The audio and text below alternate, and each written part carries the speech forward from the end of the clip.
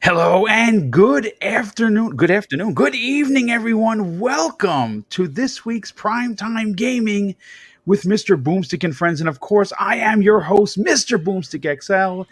And as if you don't know, if you are not on the East Coast, we are currently being pounded by a blizzard-like conditions here in New Rochelle, where Mrs. Boomstick and I live. Had already dumped 14 inches of snow, and we're in the bullseye area for potentially nearly 2 feet of snow. I'm very excited because I love the snow. So does Mrs. Boom. Unfortunately, she had to go into work, but at least they let them out early. But we are here to talk games, and we have an incredible show for you. We listen. I'm going to say this right now. If you are an Xbox fan, get ready because it's going to be Xbox all day long. We have a lot of topics to get to, but of course, let's get into the introductions. And we're going to start with first our guest, our very special guest that I've been working with behind the scenes. We've been trying to get him on the show since October, and we just couldn't get things together. Please welcome Mav from Xbox Ultimate, also known as Fun Speculation on Twitter. Welcome to the program there, dude. Hey, this is exciting. Thank you so much for having me, dude. Been waiting to get to hang out with you guys. Got my man Clowns from Four Guys here with me. It was as well. First time actually talking to you, Boom, in person, I believe, and also the Mag and Everborn Saga. So this is going to be a fun show. I've made it to the big time, guys. Here, I'm on Primetime Gaming. Holy crap! Hey, this is going to be a blast. Excited for it. Well, it's great to have you a part of the Today Show, and obviously you came on a good episode because we're going to be talking about Microsoft and why we have actual numbers that prove they do not need Sony's any of Bethesda's games on Sony's PlayStation 5 to recoup the $7.5 billion investment. We're going to be talking about the MLB The Show 21 coming to Xbox and what that means for, of course, a Sony game now on an Xbox, which is pretty insane when you think about it. And we're going to be talking about the medium, and we're not going to go into too much detail, but what we are going to talk about is how Bloober team has recouped the entire development cost in under a week since the game launched. And mind you, the game is an Xbox Game Pass. That just goes to show you that not only were they paid a hefty sum of money from Microsoft, the sales has been through the roof as well as the reviews. But continuing with, of course, the introductions, middle-aged gamer guy, also known as the biggest voice in Canada. Please, how you doing, brother? I'm doing awesome. Good evening, Boom. Good evening, chat, panel, fun speculations here. And let me tell you something, guys. I'm up here in Canada, and guess what? I still got green grass. So I don't know what the hell's going on. The United States is getting pounded with snow, and I'm sitting up here, and I'm like, where's all my snow? So obviously you guys stole it. But anyways, it's fine. You guys can keep the snow. I don't need to shovel the driveway. Anyways, guys, we got some great topics tonight. I'm super excited to be here. Let's get right into it. Well, it's great to have you back, of course, dude. And yeah, we're going to have I know that you have big opinions on a lot of the big topics, and we're going to get to that momentarily. Next up, one of the newest members of the Primetime Gaming crew. Please welcome Everborn Saga. All right, all right, all right. How's everybody doing tonight? Thanks for having me. I'm very excited. Once you said it was an Xbox night, I'm ready to go. We're gonna talk facts, stats, and predictions. I'm very excited here. Let's go.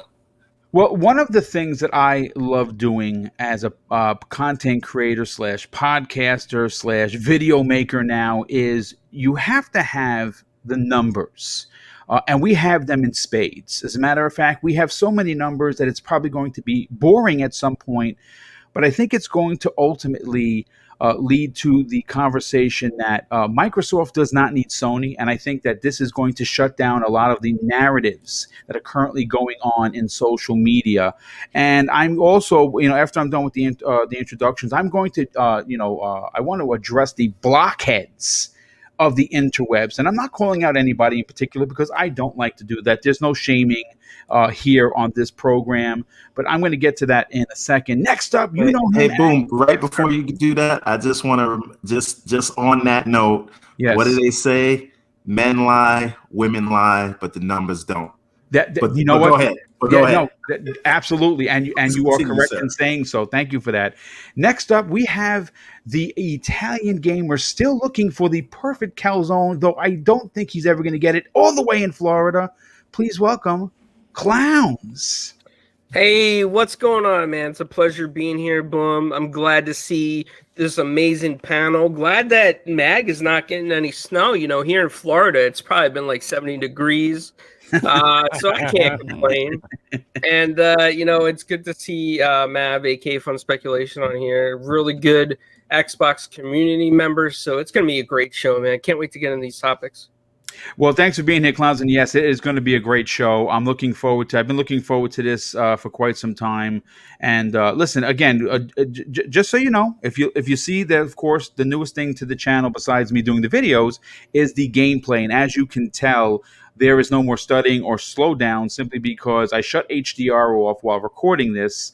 And again, it's a bug that the Xbox has. You know, they have to figure it out and get it done. But not only are you going to see some incredible gameplay of my game of the year of 2020, but you're going to see some of the new DLC that just dropped as well. But you know what? Before we get into the topics, and one of them is going to lead right. This particular little sidestep is going to lead right into one of the main topics. And again, it's addressing the blockheads of the interwebs. And again, I won't say any names, but it is pretty frustrating when, as a content creator, you try and put out a tweet or a video or a podcast, and you provide numbers, you provide facts, you provide information, and somehow or another there's still challenges, which of course everyone's entitled to their opinion. But this is where it goes off a cliff, folks. There are some people in the community that seem to think, and this is a conundrum, folks, that because Xbox is its own division and Microsoft, the hub, is another division, that somehow or another they're not part of the same division and team in Microsoft. And it's a head scratcher, folks. And I say that because when we are going to talk about some of the numbers that came out last week, and I actually had someone tell me, well, I thought that this number went with Microsoft. I didn't know Xbox was a part of that. And again, I'm scratching my head literally because I thought, and maybe I'm a boob, that Xbox is Microsoft, Microsoft is Xbox. And I think the best way we can figure that out very simply is with the numbers. Microsoft paid $7.5 billion to buy Bethesda / ZeniMax for the Xbox division to become better. I think it's quite simple, but I'm not going to even generate a conversation with the panel. What we're going to do is we're going to get into some numbers here. And before the main event, which of course is what we talked about in the opening, is Microsoft doesn't need Sony. Okay, that's a fact, and we're going to break that down as to why that is. But I want to talk some numbers about the Medium and Bloober team because we have it on confirmed facts, and this is coming in as being reported from Eurogamer, that after the Medium only being out a week and being an Xbox Game Pass, Bloober team has recouped all of the development costs that came with the Medium in under a week. And this was reported on Eurogamer through money.pl. And it says the horror studio has sold enough copies of the slow burn horror to recoup all development and marketing costs, even though the Xbox Series X console exclusive is available for free for subscribers in Xbox Game Pass. Now, this is a very telling tale.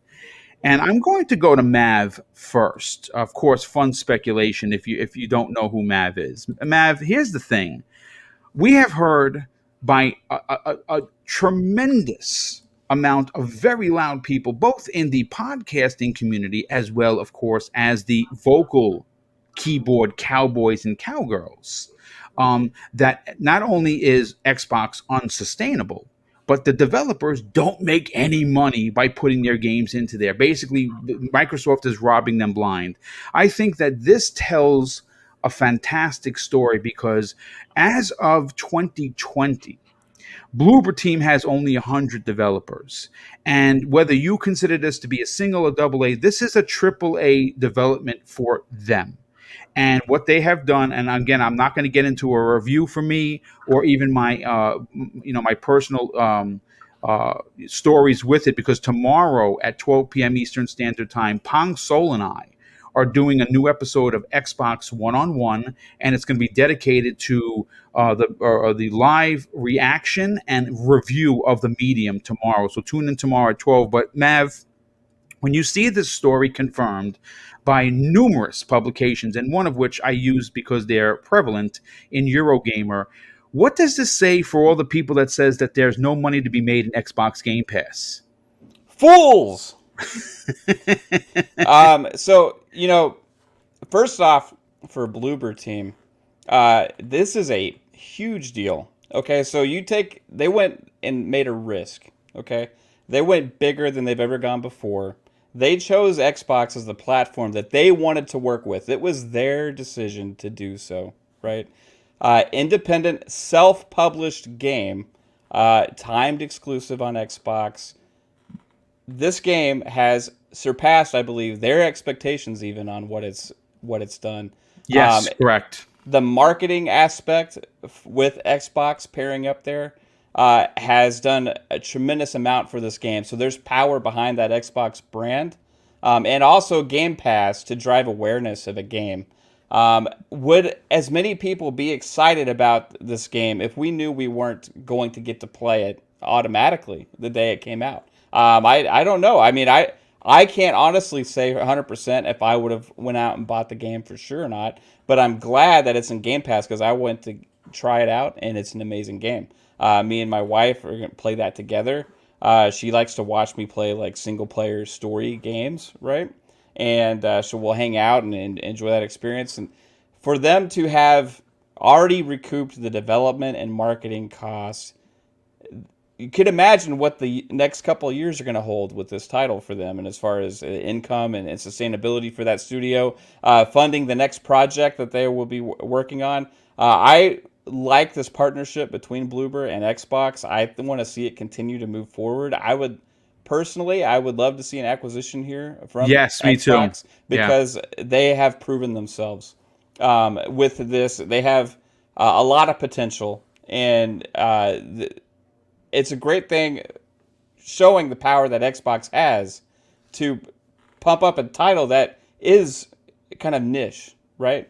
It's kind of like this horror, slow burn, as you said, horror game, very story driven, but it's put it on a stage above what I think it would have been otherwise.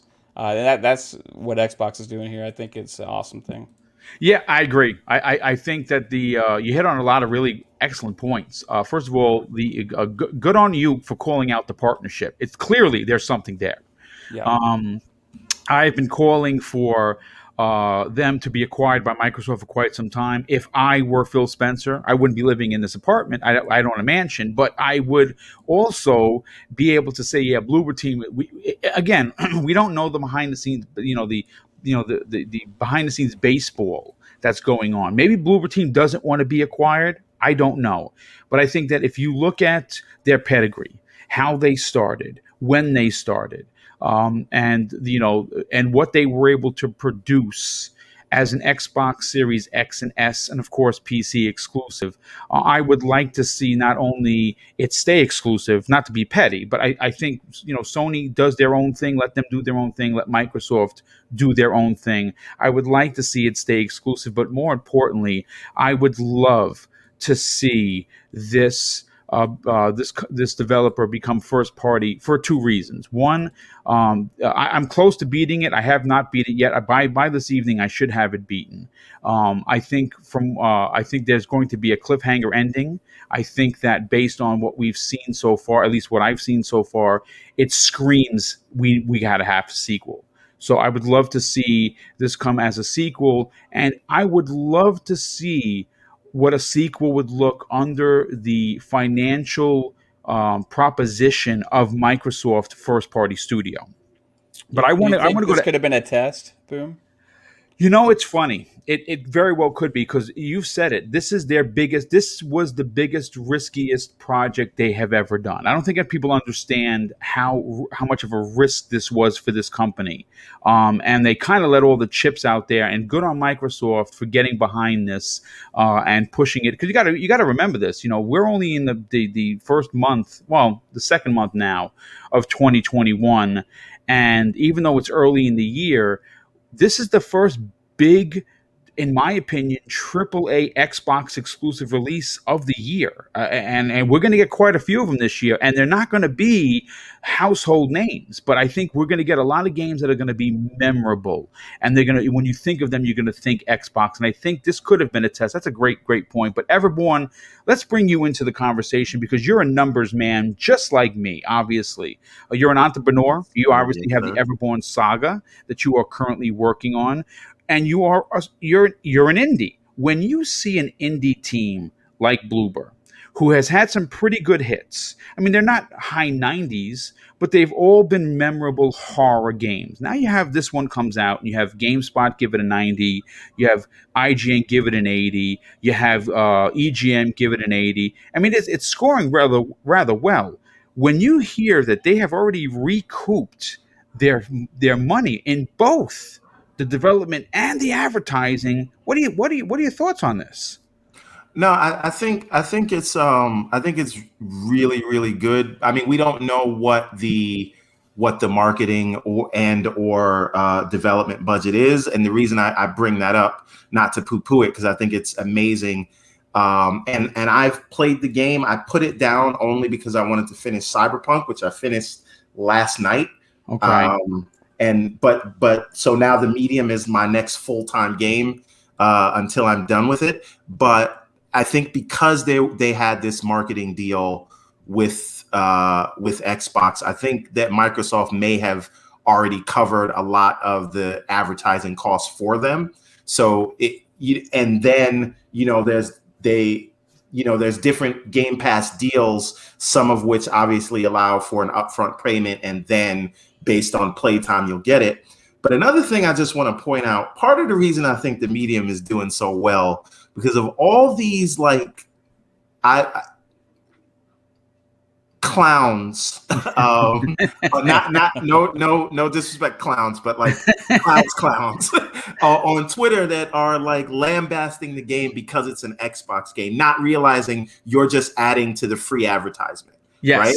Yes. And now the game was basically in everyone's a AA game, right, is on everyone's mind. Whether people that never played it, now they know about it. So good job. You thought you were poo-pooing the game, and guess what? They've made back their development costs. Now, on to the game itself.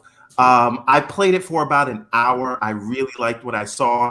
Took me a little while to sort of get back into the Silent Hill or old Resident Evil sort of static camera, but like the atmosphere of the game is really a sight to behold. And I know people talk about the 30 frames a second thing, but like if you just stop at any point and just look around at the game, whether you're in the woods or in the hotel, which gives me a real The Shining kind of vibe.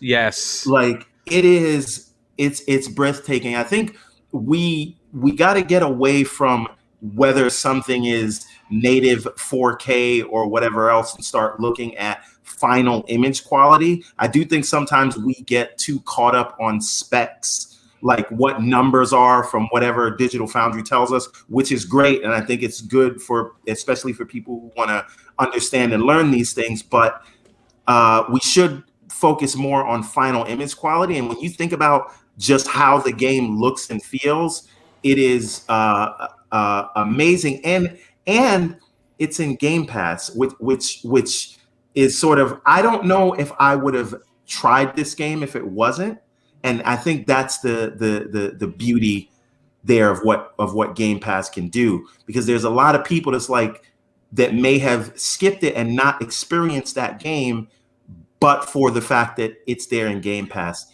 And I hope we're going to get to numbers, because when we start talking about those 18 million we're before the big titles drop, but I'm going to leave it there for now. Okay. But I think we do. Another thing to think about though is what the Unreal Engine allows is for, I use Unity, but what the Unreal Engine and Unity to an extent allows is for smaller teams to make games at a larger scale. And you're going to see even more of this with Unreal Engine 5. Yes. That it will allow teams of 100 people, 80 people to make something that looks on par with the big, as they say, AAA bangers, right? And that is the thing. It allows smaller teams to be more ambitious. And I think we're in for a crazy generation if this is how we're starting it. And that's before Unreal 5 gets here. So, exciting times ahead.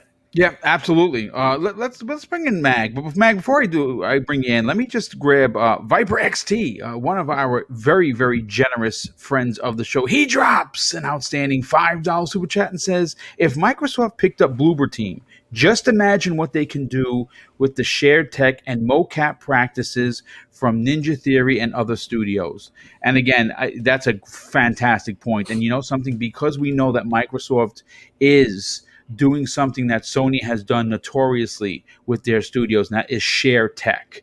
We've heard that from numerous, Microsoft first-party developers. That would happen, and I think, again, I can't say. I know that they were looking in Poland for a couple of teams. Bloober is right there, and I think that they are exactly what Microsoft is looking for in regards to an acquisition. Small, talented.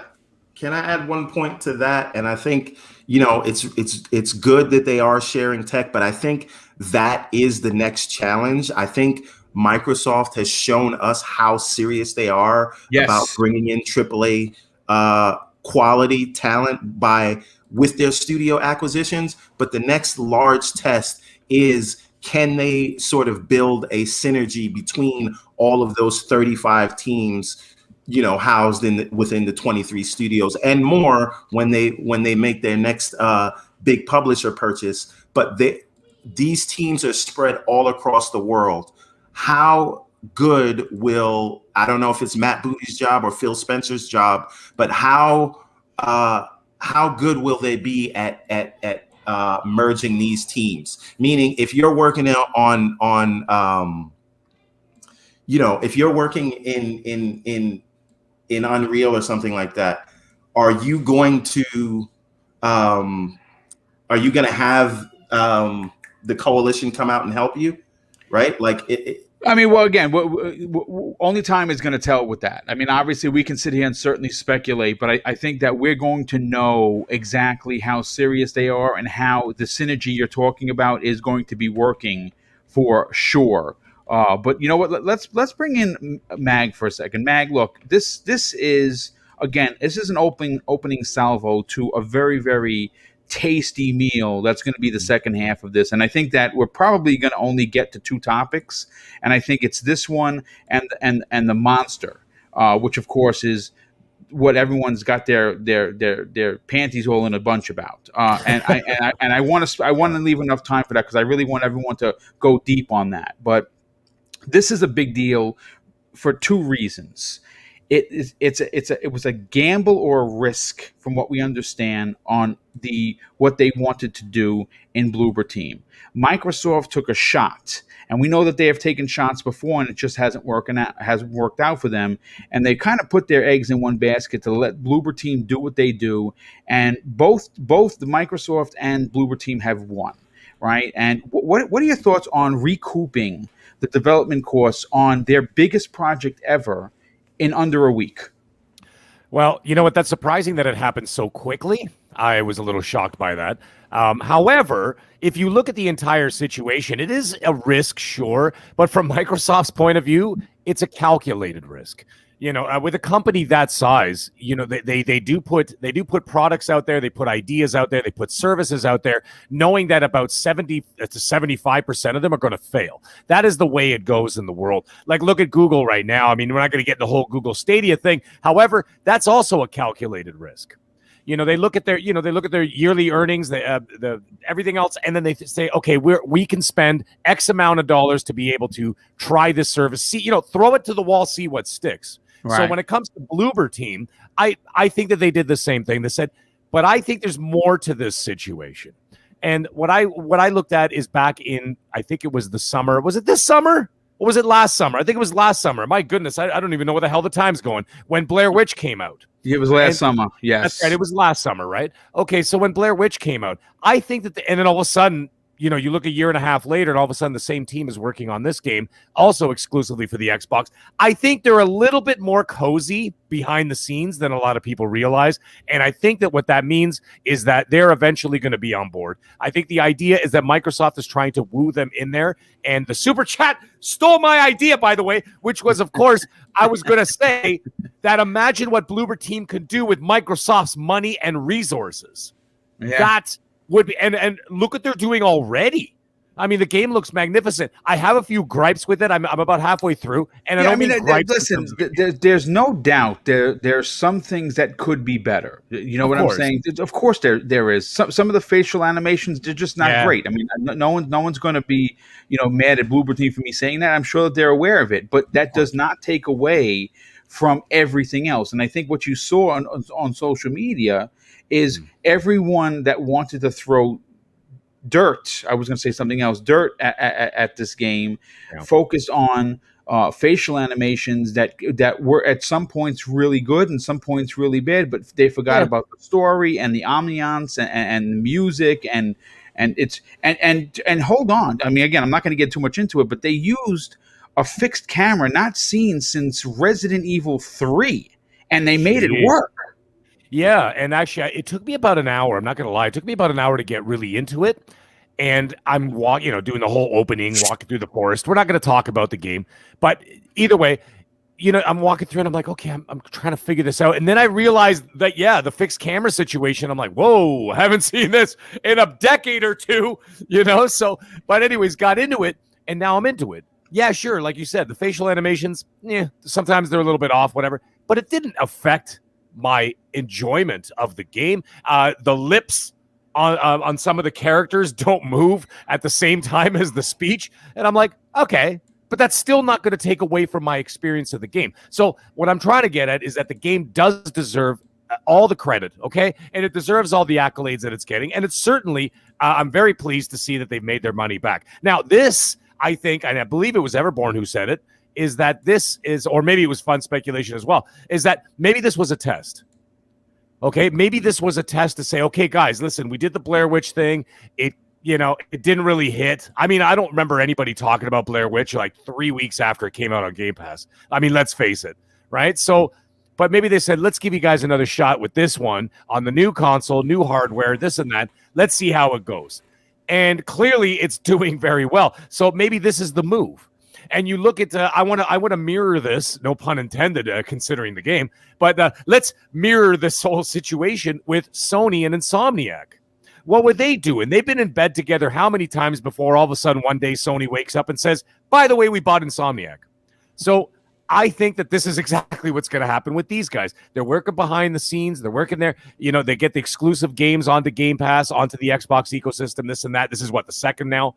I have a feeling that this is the one that's going to tip them over the edge. Now, the other thing is when it comes to these Microsoft acquisitions, which we will get into later on in the show, I just wanted to say one thing. They don't all have to be $7.5 billion acquisitions. Right. They can be smaller teams to fill those gaps in between AAA bangers. Well, that's what they did. That's what they did at E3 2018. If you remember, you know what I'm saying? They bought a Compulsion Games. Did anyone know who Compulsion Games were? No, Look, everyone knew you who see- Ninja Theory was, sure, and Obsidian, Right. but you know, I remember watching that. You remember when Phil did the whole, like, you know, the 5 studios and whatever, and he talked about the initiative, he talked about that, and then he said Compulsion Games, and like one guy in the back clapped. It was probably one of the devs' moms. It was just like, they like, good for you, sweetheart. You go get him. You It know, was one of the We Happy few in the crowd that was really Yeah, excited about that. and it's like 2 guys clapped, and I'm pretty sure you could hear the guy in the front row going, "Who?" But anyways, the point is, they might be the next Naughty Dog. You don't know. So the listen, thing is, you know don't. what I'm saying? Money. Listen, when the talent is there, and the talent is clearly there, Yes. there's no denying. There is a limitations on tool sets that they're currently using. There's limitations on how much time they can take on a game because they're investing practically everything in the company to make this game, right? So Yeah. if they become a Microsoft first party studio, then the checkbook is open, and then we can turn around and we can see character models like Senua come to the next medium too. Right. So now that you said that, what if, again, I'm going to bring it up again. What if Microsoft said, "Hey guys, do what you do, and let's see what happens. If it's a success, you can come up to the big leagues. It's almost like a farm team in baseball. Yeah, Let's see absolutely. what you guys can do. Okay, let's see what you could pull off. Then you could join the big boys, and you could play with the big boy toys. Okay, the $10,000, $15,000, $20,000 dev PCs that they got working over at Microsoft, and all the tools and all the different departments and all their assets, right? So they can look at all those things and say, "Listen, guys, you prove yourself to us here. We'll look into this. Maybe we'll make the deal, and then all of a sudden, you guys will become part of the stable." I see it happening. I mean, it's too bloody obvious. It's like when Insomniac did Spider-Man. By that point, in my head, I was already like, you know what? They're going to be a Sony. They're going to be a Sony dev. There's no question. And then guess what happened? That's what happened. And then, of course, they announced that they were doing Ratchet and Clank, became part of the Sony stable. Fine. I see the same thing happening here. Now, mind you, Insomniac is a different league. Let's face it, they're a AAA developer, but these guys could be there if given the right tools because they have the talent. The story's good. The gameplay is good. Now that I'm about halfway through, I say about 60% through the game right now, and I am really enjoying it now. Now it's got its claws into me. No pun intended. Me too. Yeah. Like I'm into it now. So now I'm thinking in my head, I'm like, ooh, you know what? After the show, I'm probably going to pop in an hour or so. That's exactly what I'm going to do. Right.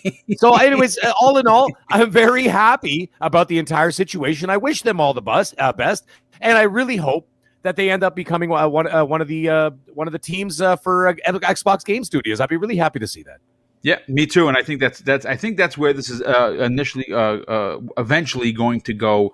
Clowns, before we bring you into the conversation, let me thank a very good, generous friend of the show. Bounty Boom drops an outstanding and very generous $10 super chat and says, "Finish this game. Love this game. Medium was not perfect, but it was a good game, and it was very different, and it pushed the technology to the boundary, and that's what I appreciated." 8 out of 10 for him, and that's a strong score, no doubt about that. But Clowns, listen, you have done some big things recently with Four Guys with Quarters since taking over as the captain of the ship, so to speak.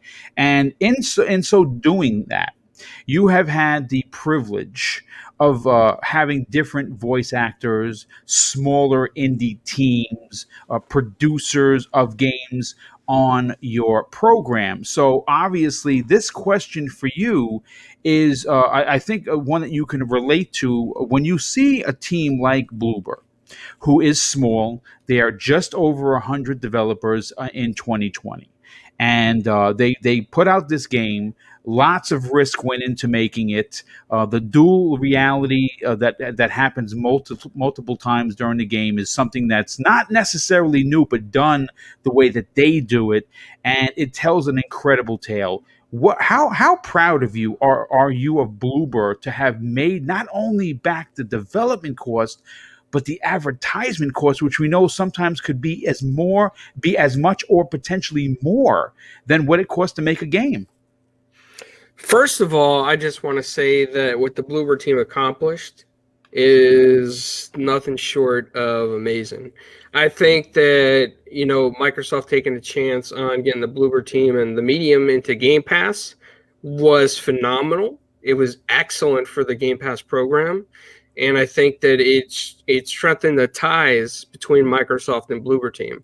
Bloober team, I can't even believe the fact that they recouped their costs because it went right into Game Pass. This means that people actually bought the game too, Boom. Correct. Doesn't mean they just played it in Game Pass. They actually bought the game because they thought it was going to be that great just from what they've seen.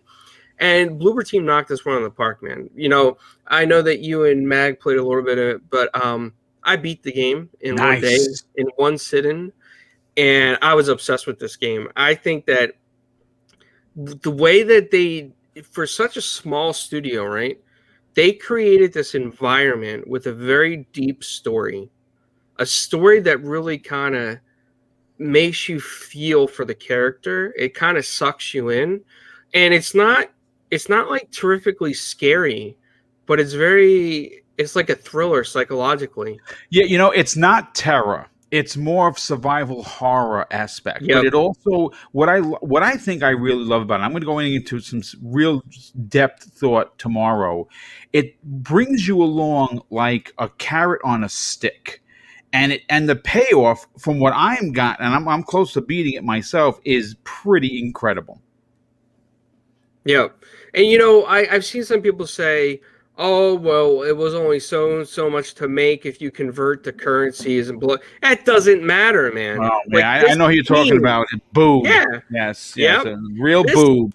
This team did it by themselves, recuperated their own costs, plus the marketing costs, right? And now everything going forward is profit for these guys. And what does that say to companies like Microsoft? It says to Microsoft and Xbox Game Studios, hey, listen, we actually made a partnership with the studio that recuperated their costs like within the first couple of days. Yes. Imagine what the future can hold if we gave them just a little bit of more resources, yes, a little bit more financial backing, what these guys could do in the future.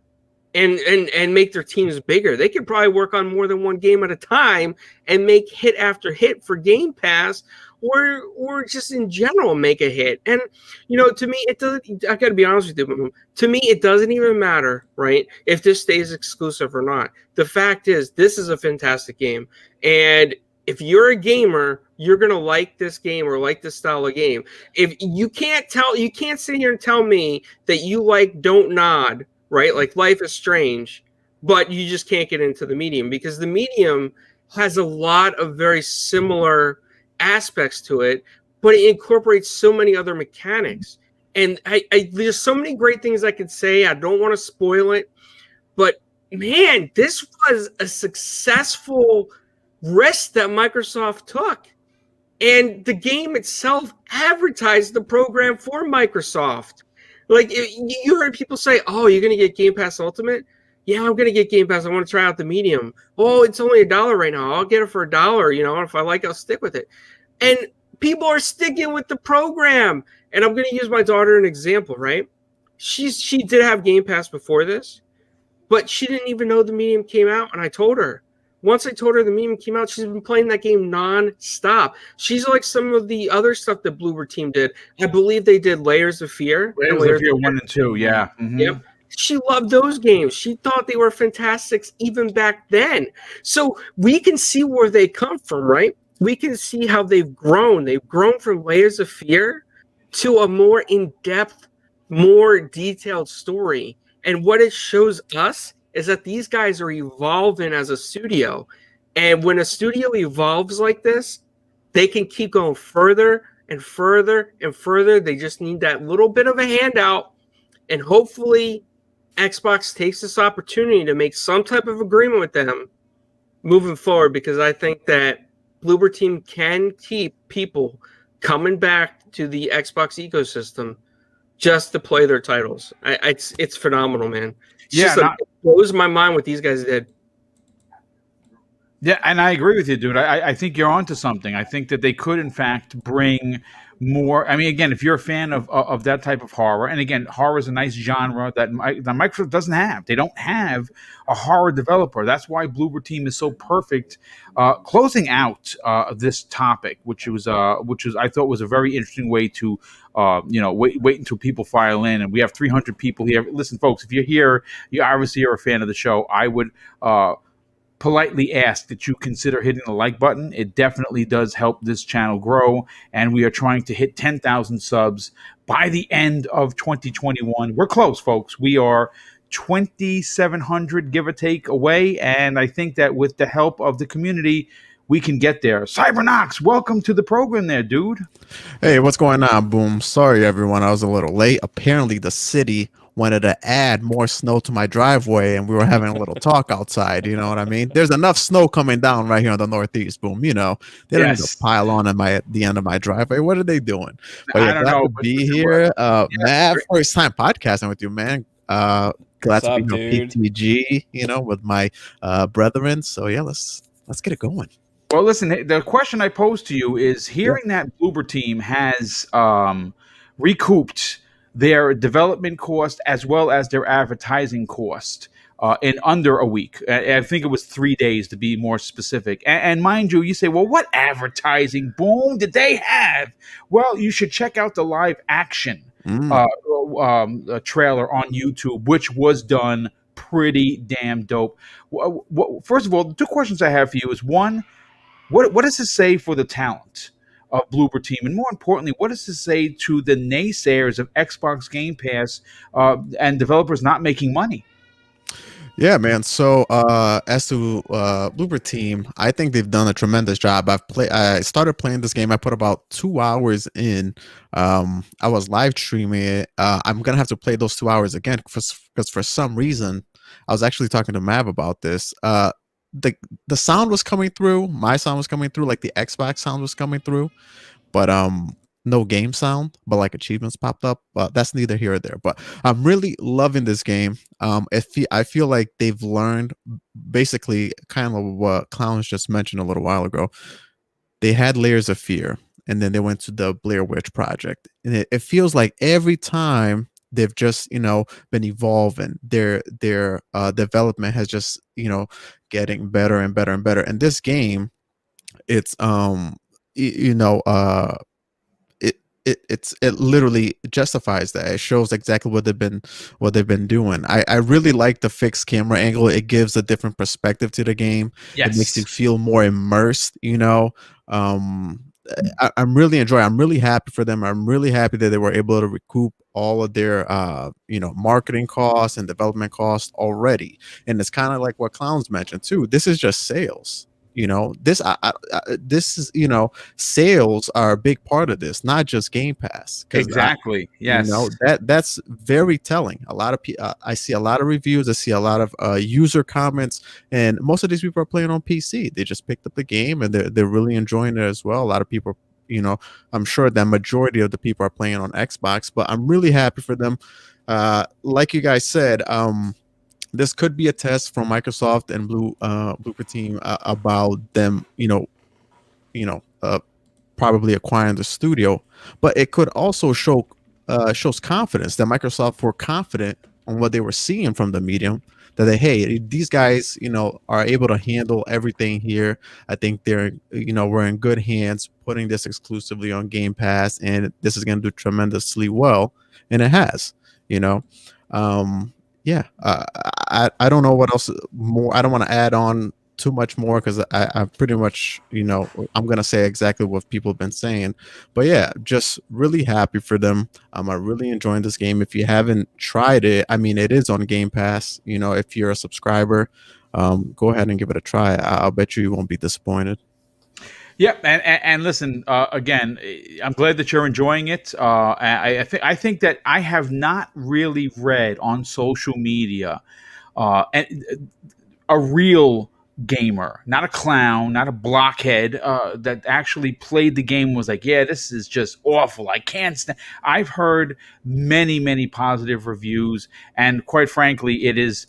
I know, again, we're early into 2021, but I have to tell you, I'm tremendously impressed. And like I said, if you really want to hear some really wicked thoughts on the medium, please, please, please, please join Pong Soul and myself tomorrow on the new episode of Xbox One-on-One. Zemi is skipping that because obviously we normally don't have guests, but he we're still trying to coax Zemi Games to play it because again, it's not terror, it's survival horror. I think that he could play it, but he wanted to take a step back so I can actually do a full review of the game. And I obviously reached out to Pong Soul to podcast a co-podcast with me tomorrow to break that down. But now, folks, now, get your popcorn, put up your feet, and get ready for some facts bombs that are going to be dropped on this show.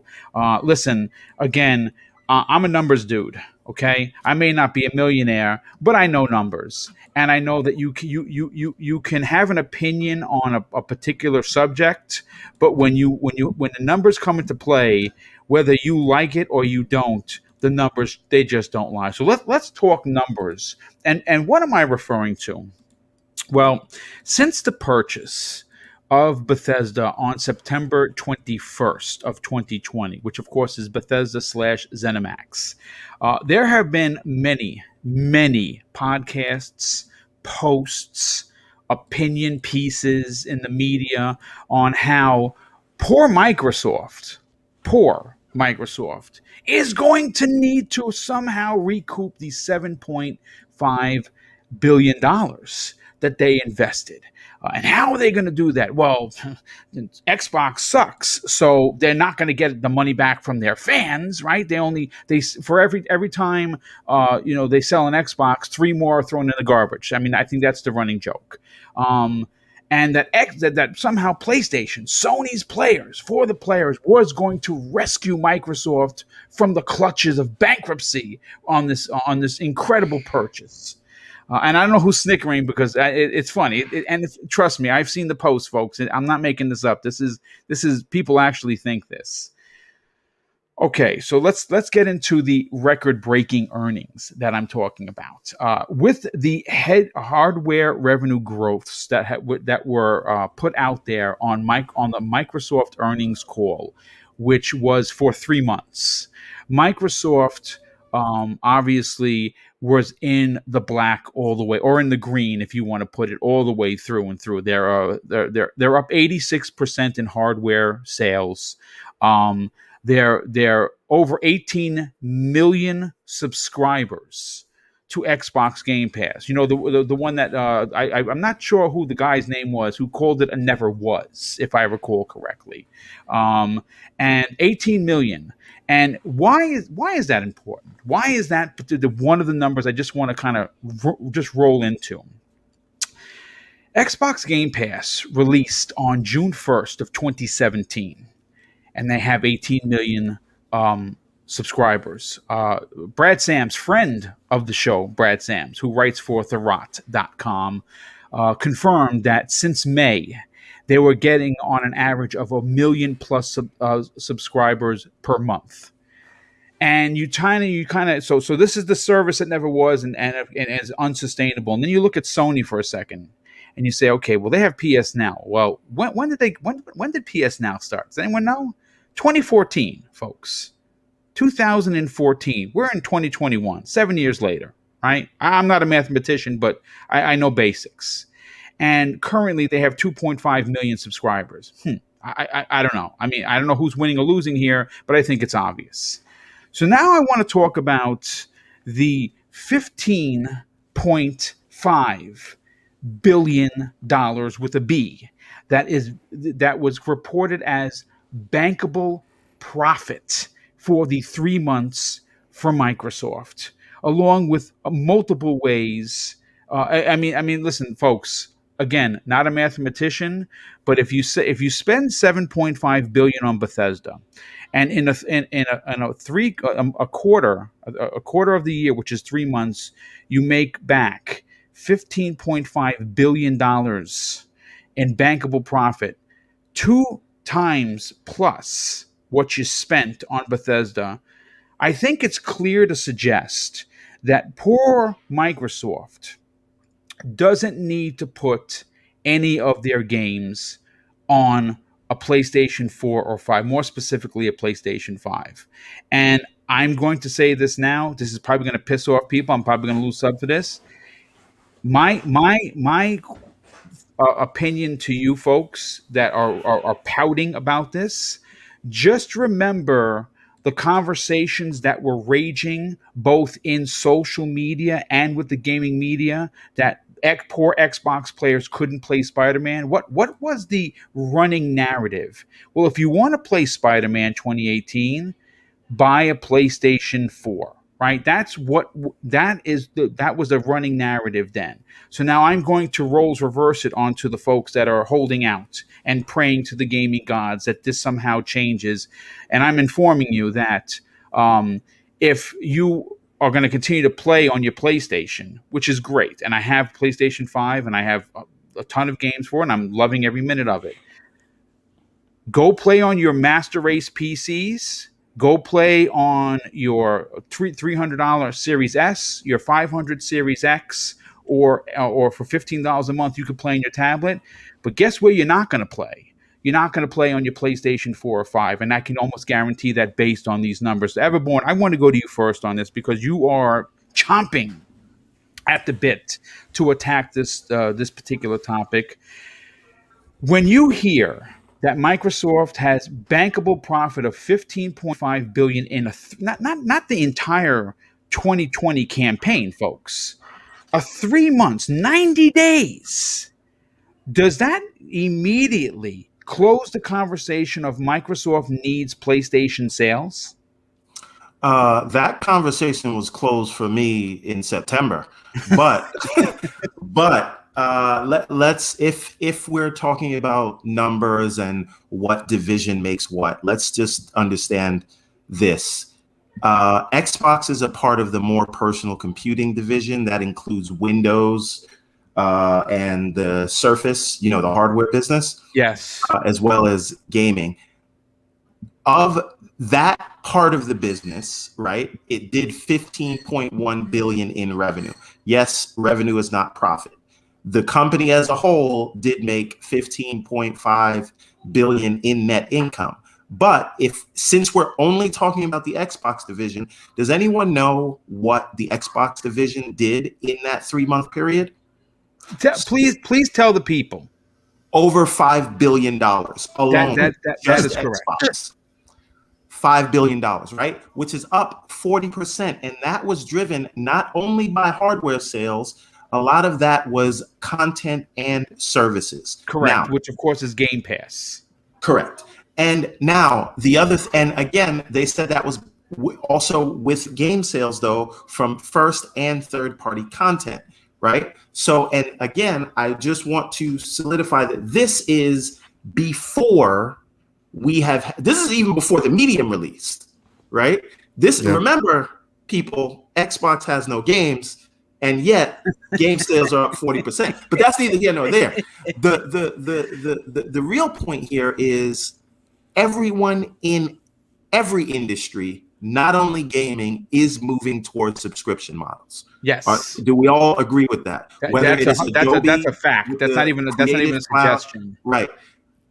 So again, Microsoft could be selling the Office suite for $300 or $500 a pop, but what do they want? They want monthly recurring revenue, right? Now, when you're in the services business, the way to drive subscriptions is exclusive content. So I think we can agree that Microsoft isn't hurting for money.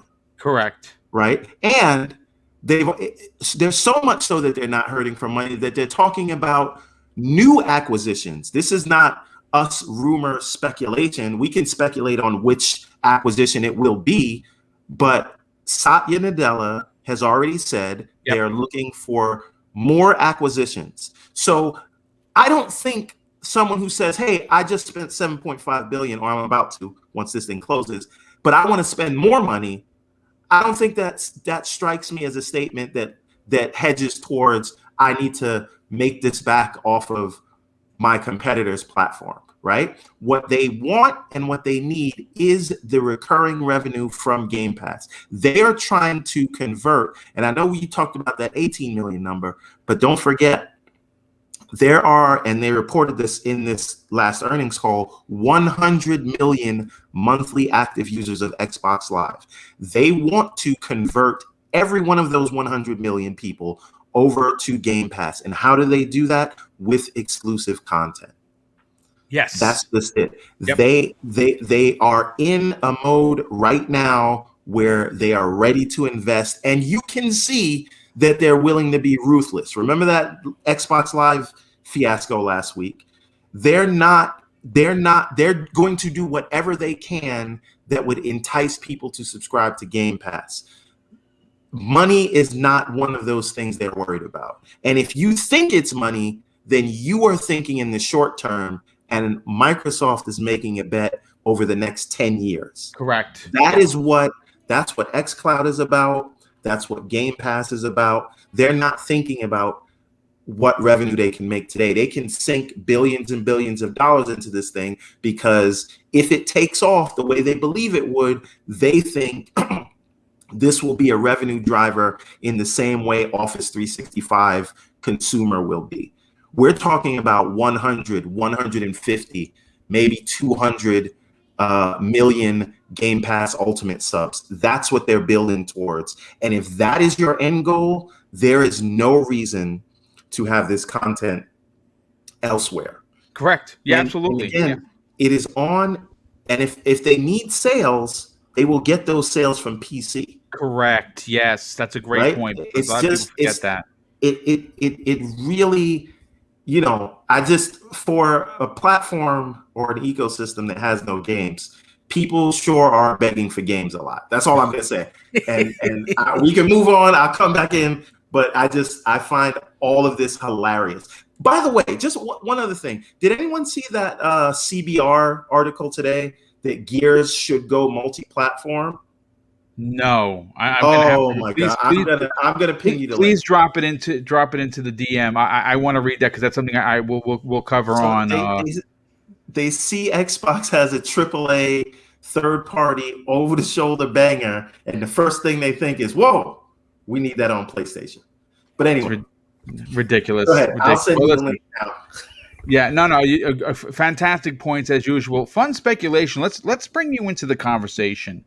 But while I bring you into the conversation there, Mav, I want to give you another number because this one, I'm going to be honest with you. I kind of had to, I triple check this because the first time I read it, I was like, that just, it can't be. It's impossible. And I went back and I pulled numbers from 3 years ago, and I got it from the Wall Street Journal and the Business Times, and I'm like, okay, now I can run with this number because it's verified, folks. Just out of curiosity, and I'm not gonna. I want to do this just for fun, for shits and giggles. In the chat, do me a favor. What do you personally think the net worth of the Xbox division is currently, as of January 1st, 2021? And we'll just wait a second. Start throwing some numbers, chat. We got almost 350 people here. Throw some numbers in there for me, because I'm curious. Because I had to take a seat back, and it was, well, some people are getting good ideas. Good ideas. Crazy Greek dude. Yes, that's yeah. Well, ice cold. Whoa, ice cold. Matt Wilbury. That's a good one. Okay, well, listen, I'm gonna bring this to Mav. Mav, as of this show, which I had verified from 3 different sources, the Xbox division is currently worth $600 billion, folks. Okay, Billion? with Billion? a B. Where Not did this an number come M. from? This number came from the Wall Street Journal, and this also came from the Business Times. $600 billion is what the Xbox division is currently worth. As a matter of fact, let me see if I can pull up what the last year's numbers were. Let me see if I could figure. I'll get that. So, okay, let me pose the question to you, Mav. You have a podcast, you have an Xbox podcast, right? And obviously, this has been a topic of conversation for quite some time. And it's probably going to be a topic of conversation until the Starfield comes out as only for the Xbox Series XS and, of course, PC later this year. I believe that's going to be the case. When you hear people suggest that Microsoft somehow needs Sony's, dominance in the market to recoup 7.5 billion, and we're throwing numbers after numbers after numbers here, I think that the case has been proven, and and they've been proven guilty in the fact that it's nonsense. But for shits and giggles, take this away. What is your answer to that? Does Microsoft need Sony to put any of the Bethesda games on their platform? And would it be a wise idea to give them the ability to play these games when you're trying to grow Xbox Game Pass? No. That's all. I'm just kidding. No, of course not. Look at this, okay? $7.5 billion. Yeah, it sounds like a lot of money, but it's not to them. So we all see that number, and it's like, hey, this is crazy. But if you compare, okay, net worth now, $600 billion just in the Xbox brand, and that's not even Daddy. Daddy's Microsoft. Microsoft's paying the bills, okay? Yep. And $7.5 billion is a fun Saturday night for them, okay? It's a night on the town. They make that back just by existing for a couple of months, okay? They don't need to go to Sony, this other brand, and say, hey, please, hey, let's make sure we get our money back by getting our games on that platform. We're gonna increase our sales, and we really need to do that. No, it doesn't make any sense. They have a service that they're trying to push. They're trying to grow. They would be foolish to allow another platform to have that content that could increase the subscriber count. That is the long-term goal of Microsoft. That's what the vision is now.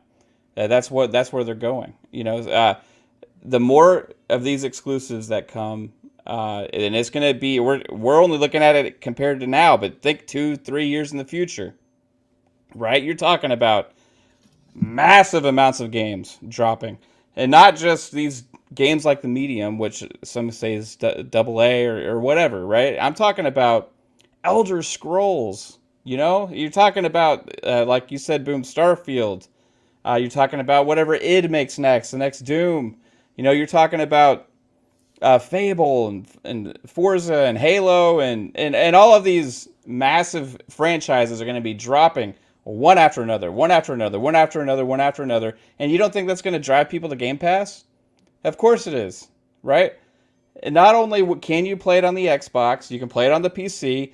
You're going to be able to play it on your Vizio TVs. Yes. I think your Samsung TVs. Correct. Yep. That are going to be built in. And that technology is only going to get better and better and better 2 or 3 years from now. Can you imagine how good it's going to be then? Don't live in the now. Think about then. Why would they give other people a reason not to invest into their services and their platform? It doesn't make sense. The day that it was announced, I was asked this question. I was like a guest on Green Pass Gaming. And I was like, maybe they will just because they don't want to hurt, they don't want to hurt people's feelings or whatever. That's the only reason I could ever even think it would be possible that Xbox would put any of these games on PlayStation now, would just be pity.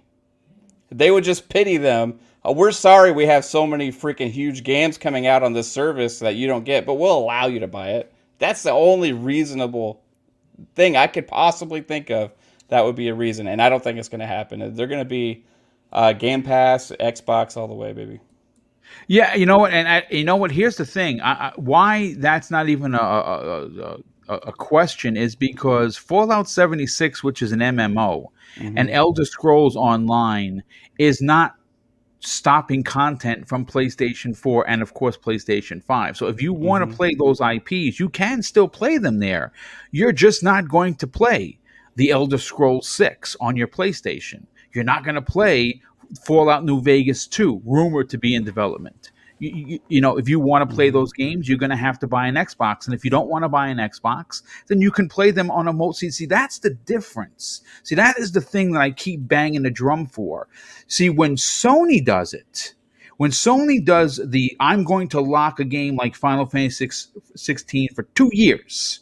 So you Xbox D-bags can't play it. And if you want to play it, you got to buy a PlayStation. So what do most people do? Well, you go out and you buy a PlayStation like I do, or like anyone on the panel has done, right? You own multiple consoles so you can play what games you want to play. See, the difference between the way Microsoft is doing it is exactly what you just said. Microsoft says, okay, you don't want to play on an Xbox? You don't want to buy an Xbox? That's okay. You don't got to buy the box.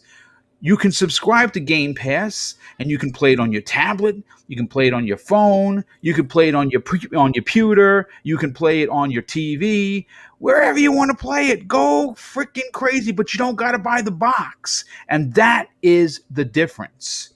As a matter of one thing, Boom. I do think though we will see some of these games come to the PlayStation, and that would be the Elder Scrolls Online. Yeah, no, that's going to be the online stuff is going to say, yeah, absolutely. Let it not be said that we didn't think anything was going to come, because some things are going to come, but the main ones that people are concerned with are the Elder Scrolls, the Starfields, and the Fallouts. They'll throw up a cookie. Yeah, this is what I'm saying. Those big ones, I don't know.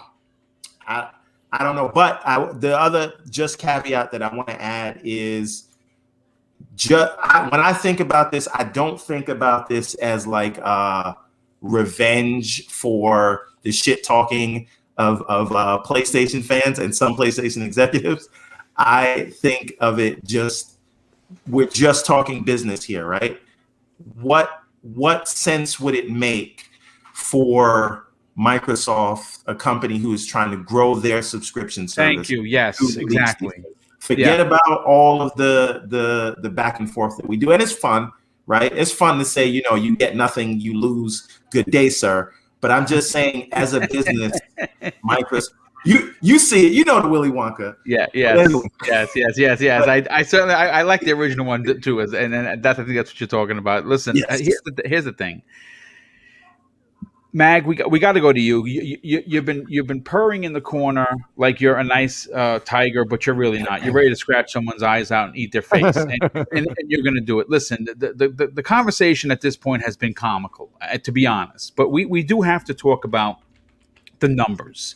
And when you have a net worth of $600 billion, when you have $15.5 billion in bankable profit for the Microsoft, which is the whole umbrella, not the piece or the small one. When you hear Microsoft Xbox made $5 billion last year, right? The numbers all scream green. And I don't mean green for Xbox, I mean green for money. So when you have someone on the other side of the aisle telling you that, oh no, Starfield is coming because they need PlayStation, I laugh in their face, because they're obviously not looking at the numbers. Is it safe to say, after I presented my case with all of the facts and numbers, that if you want to play any of these Bethesda new titles that are coming out, you're going to have to buy an Xbox or PC or play on your TV or wherever? You're going to need more than just that for to play Bethesda. Because whatever else they got planned on, whatever else they're going to be buying very shortly, you're going to have to play all those games on your Xbox, your PC, or your phone, or your tablet, or your Samsung TV. Sorry, not enough options for you. So you know what the thing is? Boom, you said it yourself.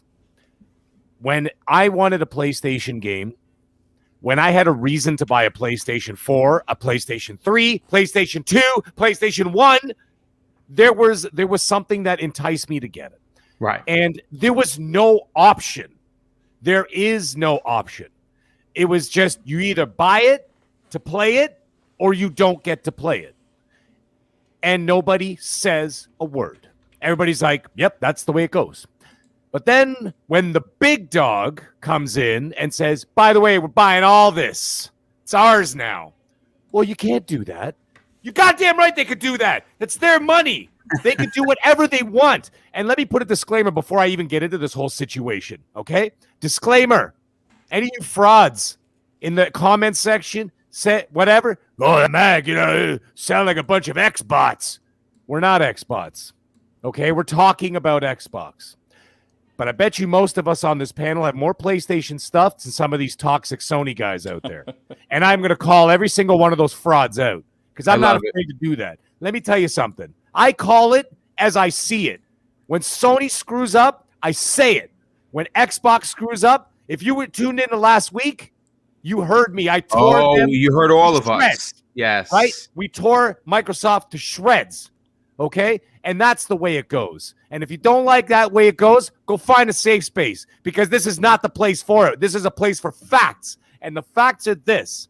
If this is what Microsoft is doing and they're spending this kind of money, investing this kind of money, they're doing it for themselves. It's not a charity. Okay? This isn't the March of Dimes. Microsoft's not out there in the streets throwing their money to all the people who need games. That's not the way it works, folks. This is big business. This is corporation, okay? This is how they operate. They are trying to draw you into their system. How the hell can you draw someone into your system if you're handing out games to the competition? It doesn't make sense, okay? It makes no sense at all. And be prepared for that fact. And I don't know what they're going to be purchasing. I know there's a lot of rumblings behind the scene. I'm going to keep my mouth shut until they say something. But let me tell you something. Bethesda ain't the only ones.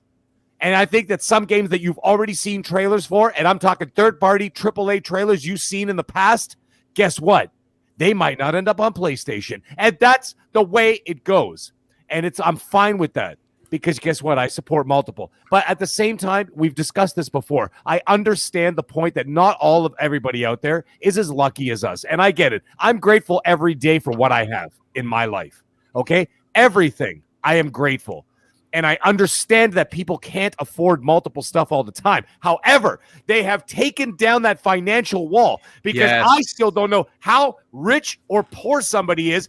I can't think of a single person who doesn't own a cell phone. I can't. I know people who live in shoeboxes and they got a brand new Samsung S20. More importantly, you can't think of anybody without a Netflix sub.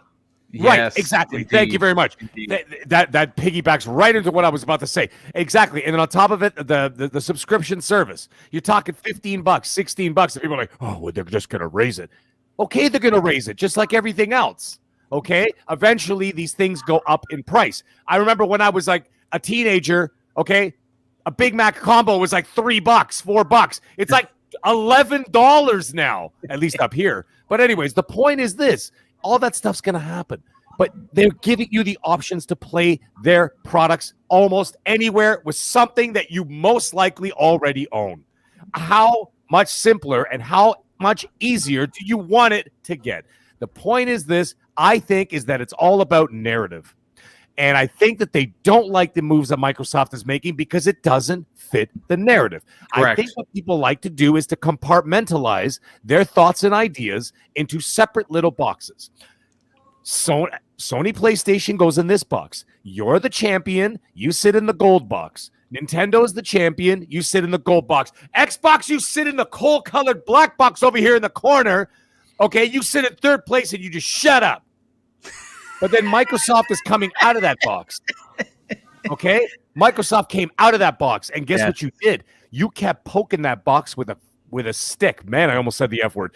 They poked that box with a stick way too many times, and guess what happened? Now they came out of the box, and they've been like, you better stop poking us. And they did. And then they came out of that box, and now people don't like it. People don't like it because now you awoke the beast. I said this 3 years ago. I said, I think this is an old Japanese saying from World War II, when just after Pearl Harbor. What did the Japanese general say? He goes, one of them said, I think we achieved victory. The other one said, all I think we've done is woken a sleeping giant. Okay? And that's what you did.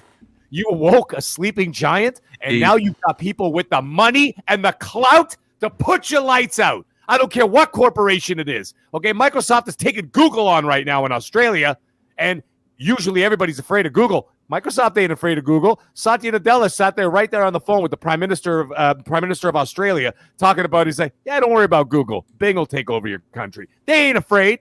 So now you've got people with this kind of resources, money, and backing behind them. You best believe they are coming to win. This is not a charity. This is not kumbaya anymore.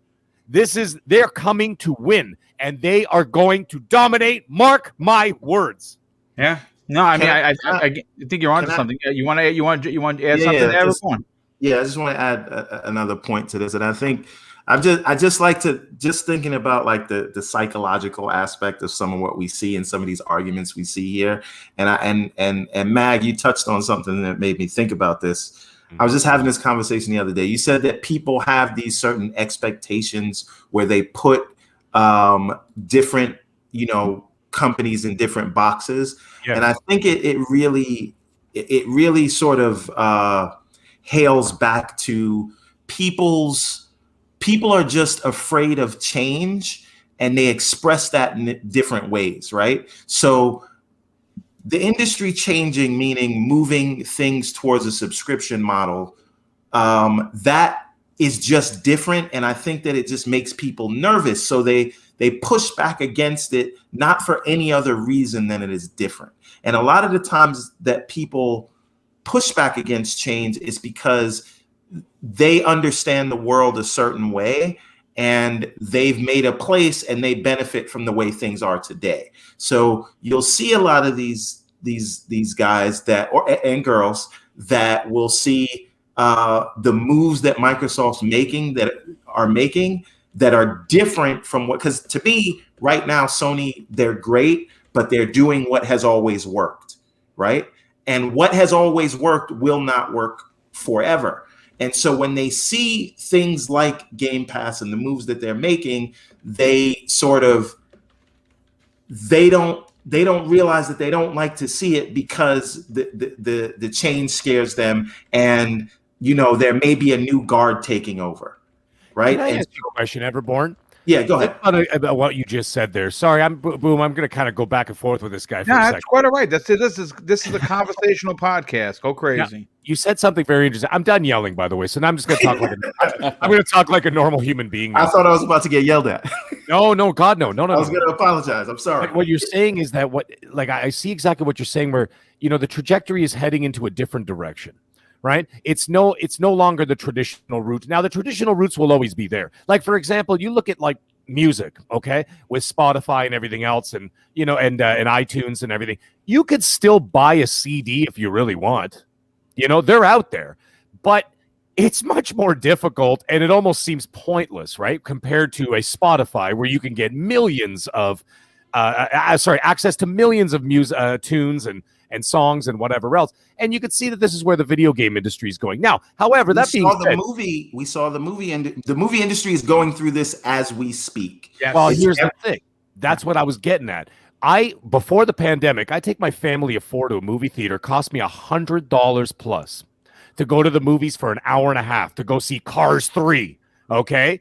And 100 and something whatever bucks. That's 9 months of Netflix. That's 10 months of Disney Plus. Yes. And think of the endless amount of content and entertainment you're getting in that 10 months. Look at what happened now. We just got The Mandalorian. We've got WandaVision. We've got Winter Soldier coming up in March. We've got Mandalorian Season 3 coming in November. You've got Boba Fett coming in December. That's okay. Just naming those 5 shows, never mind all the other Marvel shows and everything else. Just those 5 shows is what cost me to go see Cars 3 for an hour and a half. So you see that people are going to start speaking with their wallets. They're not going to speak without. Now, like I said, I am not shit talking Sony at all. I really am not. I'm actually going after extremely toxic people who are just trying to cause trouble. That's all I go after.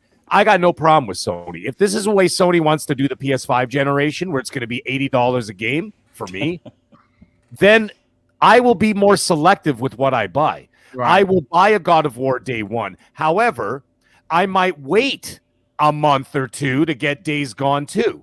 Or Because Returnal, for instance. Now, Or Returnal looks Returnal, good. I'm not going to buy Returnal at $80. Yeah, but now for $70, you're not. Yeah, I will wait till $40 yeah, when it Or you goes just on wait till they sale. put it in So- PS Plus. yeah, right, or exactly. they put in PS Plus. So I'd be more selective. Anyways, I'm done talking, but that was it.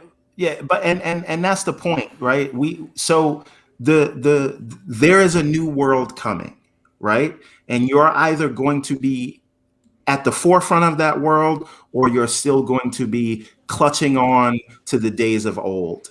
And I think that's what we're seeing with a lot of people. And then they find some selective logic to go along and back up what they're talking about. Right. And I could go on for more about that, because I think that that's happening in a lot more places than just the video game industry. But please go on, because I'll take up all the time. Yeah, no, that's okay. We'll bring you back in. And real quick, just to add to, I'm not sure if you guys saw this. Again, this is a little off subject. They just announced that the Black Panther, the Wakanda stories, That's right, yeah. is coming to Disney Plus. Directed by Ryan Coogler as well. Ryan Coogler is directing. Correct. Hey, right. hey, boom! You know where it's not coming to? Netflix or HBO Max. I wonder why. Okay, Everborn wins it tonight. He get winning comment of the evening, Everborn. Thank you, But sir. don't they want Black Panther to be on every platform? They Yeah, do. exactly, right? Why isn't it on Hulu? They spent $4 billion for Marvel. Yeah, it's funny. It's definitely funny. Clowns, let's bring clowns into the conversation here. Clowns, look, you unfortunately have also been roped into these conversations. You know, you run a very popular podcast. This has been a hot topic, and I think that we're going to close the door on the topic tonight, and for good. I think that I waited for the financials to come out. They're there. You know, Xbox, the division, worth $600 billion. Bankable, $15.5 billion.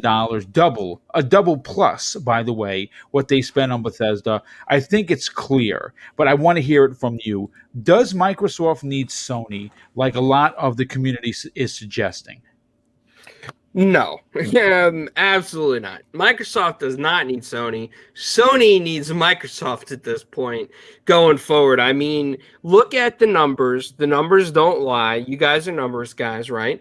Xbox has enough money to buy PlayStation. They really do. They could just buy it outright if they ever felt like it. Not saying that Sony would sell it, because it's like their only golden egg right now. But Xbox could quadruple PlayStation in a day.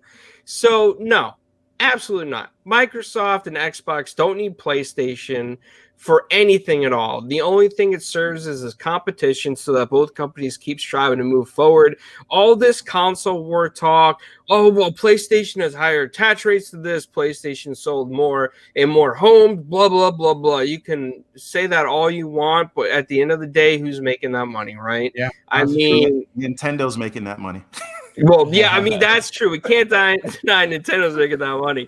But if anything, PlayStation should go to Microsoft and be like, man, guys, you guys are really raking in the cash. Can we get PS Now on Xbox? Can we make some sort of deal to get PS Now on Xbox? Wow, you guys are raking in the dough. How do we make as much money as you guys? I got news for you. If that ever happened, you're gonna have people throwing themselves off bridges. Okay. Well, I mean, newsflash. They just came to Microsoft and said, "Hey, can we make some money off of Xbox with MLB?" Yes. Yeah. Well, MLB was more in charge of that, right? Yeah, like they literally. Well, the way it worked, and I know this for an absolute fact. The way it worked with MLB was this. So it's a great game. It was an amazing exclusive. It was. I mean, it is the baseball game. What wind up happening is Major League Baseball was pulling the license because unfortunately they were only selling like 2 or 3 million copies per year. And they weren't making their money back, and they had an exclusive deal. They thought that Sony was going to sell 15 million per a year, and that was in fact the case. So baseball is a niche video game. That's the truth. So now that it's going to be open to the PC, it's going to be open to Xbox, and I think they even may eventually bring it over to the Switch if they can get it to work. You're going to have, instead of 2 million per year, potentially 5, 6, 7, 8 million. So that's why that wind up happening, but. Clowns, anything else you'd like to add to the conversation before we move on to Cybernox and Tempest Sun just popped out? Yeah, he had to Oh, go. He put a little message on the chat. Oh, okay, all right. Yeah. So I'll message yeah, him. All it's a right. shame. But you know what? I do want to say this, right? I mean, we're seeing massive growth for Xbox and Microsoft in general. We see the numbers, right? We see the 600 billion, 18 million Game Pass subscribers. We see that, they're up in hardware sales, they're up in game services sales. So Microsoft is doing something right. You can sit here and tell me till I'm blue in the face that, oh, Sony's going to put Microsoft out of business. Oh, Xbox X ain't going to sell. It doesn't matter at this point which console sells more. It matters on the software side what sells the most, and it seems like that Microsoft and Xbox knows what to do. Well, number one with subscription services, and number two with software. They got the market cornered. And the funniest thing that always cracks me up is anytime I hear somebody that's very toxic on Twitter talk about PlayStation and say, "Oh, well, I'm playing this on PlayStation. I'm not getting in that Microsoft ecosystem or the Xbox ecosystem." Did you ever turn on your PC, dude? Because like Xbox is built now into the Windows 10 operating system. You ever turn it on? Because if you did and you have a Windows operating system, you're part of the Xbox ecosystem, whether you like it or not. I mean, so you can sit here and whine all day long, but when you purchase your PC and you paid a license fee for that Windows 10 on there, you're paying a portion to Microsoft and Xbox at the end of the day to use their services. So why not use them if you're paying already from the start? I mean, you guys crack me up out there. You really, really crack me up. You just turn a blind eye to all this simple stuff, but you're all built into that ecosystem already, whether you realize it or not. Yeah, no, and that's really the sad part of it is the fact that you get these console warriors looking to fight this invisible fight. I don't know who they're fighting with. Most of the people that they're arguing with own multiple consoles. Like I just don't understand the conversation. But Cybernox, let's bring you in on the conversation here. Look, you've heard everyone's opinion on it, but I want you to come from a different angle. I want you to take the angle from a PlayStation owner's point of view. We have heard many stories that people didn't own a PlayStation 4, but that one game made them buy a PlayStation 4. Now, whether that be Days Gone, God of War, The Last of Us 2, whatever, take your flavor. Someone bought a console for a game, right? That wasn't a PlayStation player. I think that we're going to see, and I've been saying this for quite some time. This is a drum I've been banging for a while. I think that this generation, the new generation that we're in, that started in early November, you're going to see more dual console homes than you ever seen before. And I say that because obviously they want to sell 100 million PlayStation 5s. Of course they do. But I think what you're going to see is a lot of those PlayStation players are not going to be able to ignore the quote unquote bangers on the Xbox. And more importantly, all of those bangers are going to be roped into a $15 a month. They don't have to buy the game. They basically have to have Netflix. If you're a PlayStation player, do you see the argument that you will just eventually buy an Xbox to play games that you can't play on your PlayStation 5? Well, 100%. And I was going to mention a point in regards to Microsoft, and this is, and if you think about it, if you're a PlayStation fan, why wouldn't you be screaming at Sony to implement the same tactics that Xbox has done with Xbox Game Pass? It's like a no-brainer. If we think about it, if we look at the numbers here, because these numbers are extremely impressive. Like, if you are any company to see the growth that Microsoft has seen, you'd be over the moon. Your company would be, everybody would be freaking sipping champagne, popping champagne. Everybody would be living the high life. But I want to go back to something that Everborn said, and he said, everyone is trying to implement a subscription service or adapt a service like Game Pass, right? PlayStation has had that service as well. They just don't know what to do with it. They don't want to. They don't want to follow the same guidelines as Xbox, which I don't know why. They have I some can of tell the you why when you're done.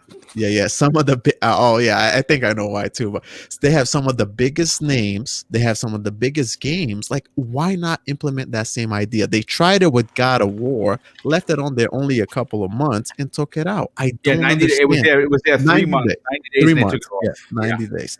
Now in September, guys, Xbox Game Pass was 15 million subscribers strong.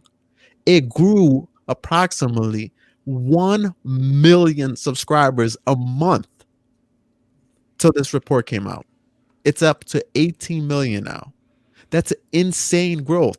Which means that people are subscribing to the service and they're staying in the service. Why? Yes. Because the value is there. It's non-deniable.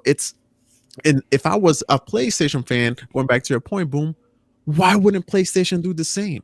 Traditional way for PlayStation has made them money. Yes. Has it been making them Microsoft and Xbox division money? I don't know No. now. Nope. You look at Ghost of Tsushima. I think it sold approximately like 5 million from July to I think the end of the year or sometime last year. And if you count that at $60, that's 600 million? No. Yes. Yeah, 600 million. No, at 5 million, right? That's 300 million. Sorry, 300 million. And that's just, and then after the game gets out of the main media and people move on to their next thing, the sales of the games drop off. Yeah. So why not use a service like Game Pass? And listen, Xbox, they found something special here with Game Pass.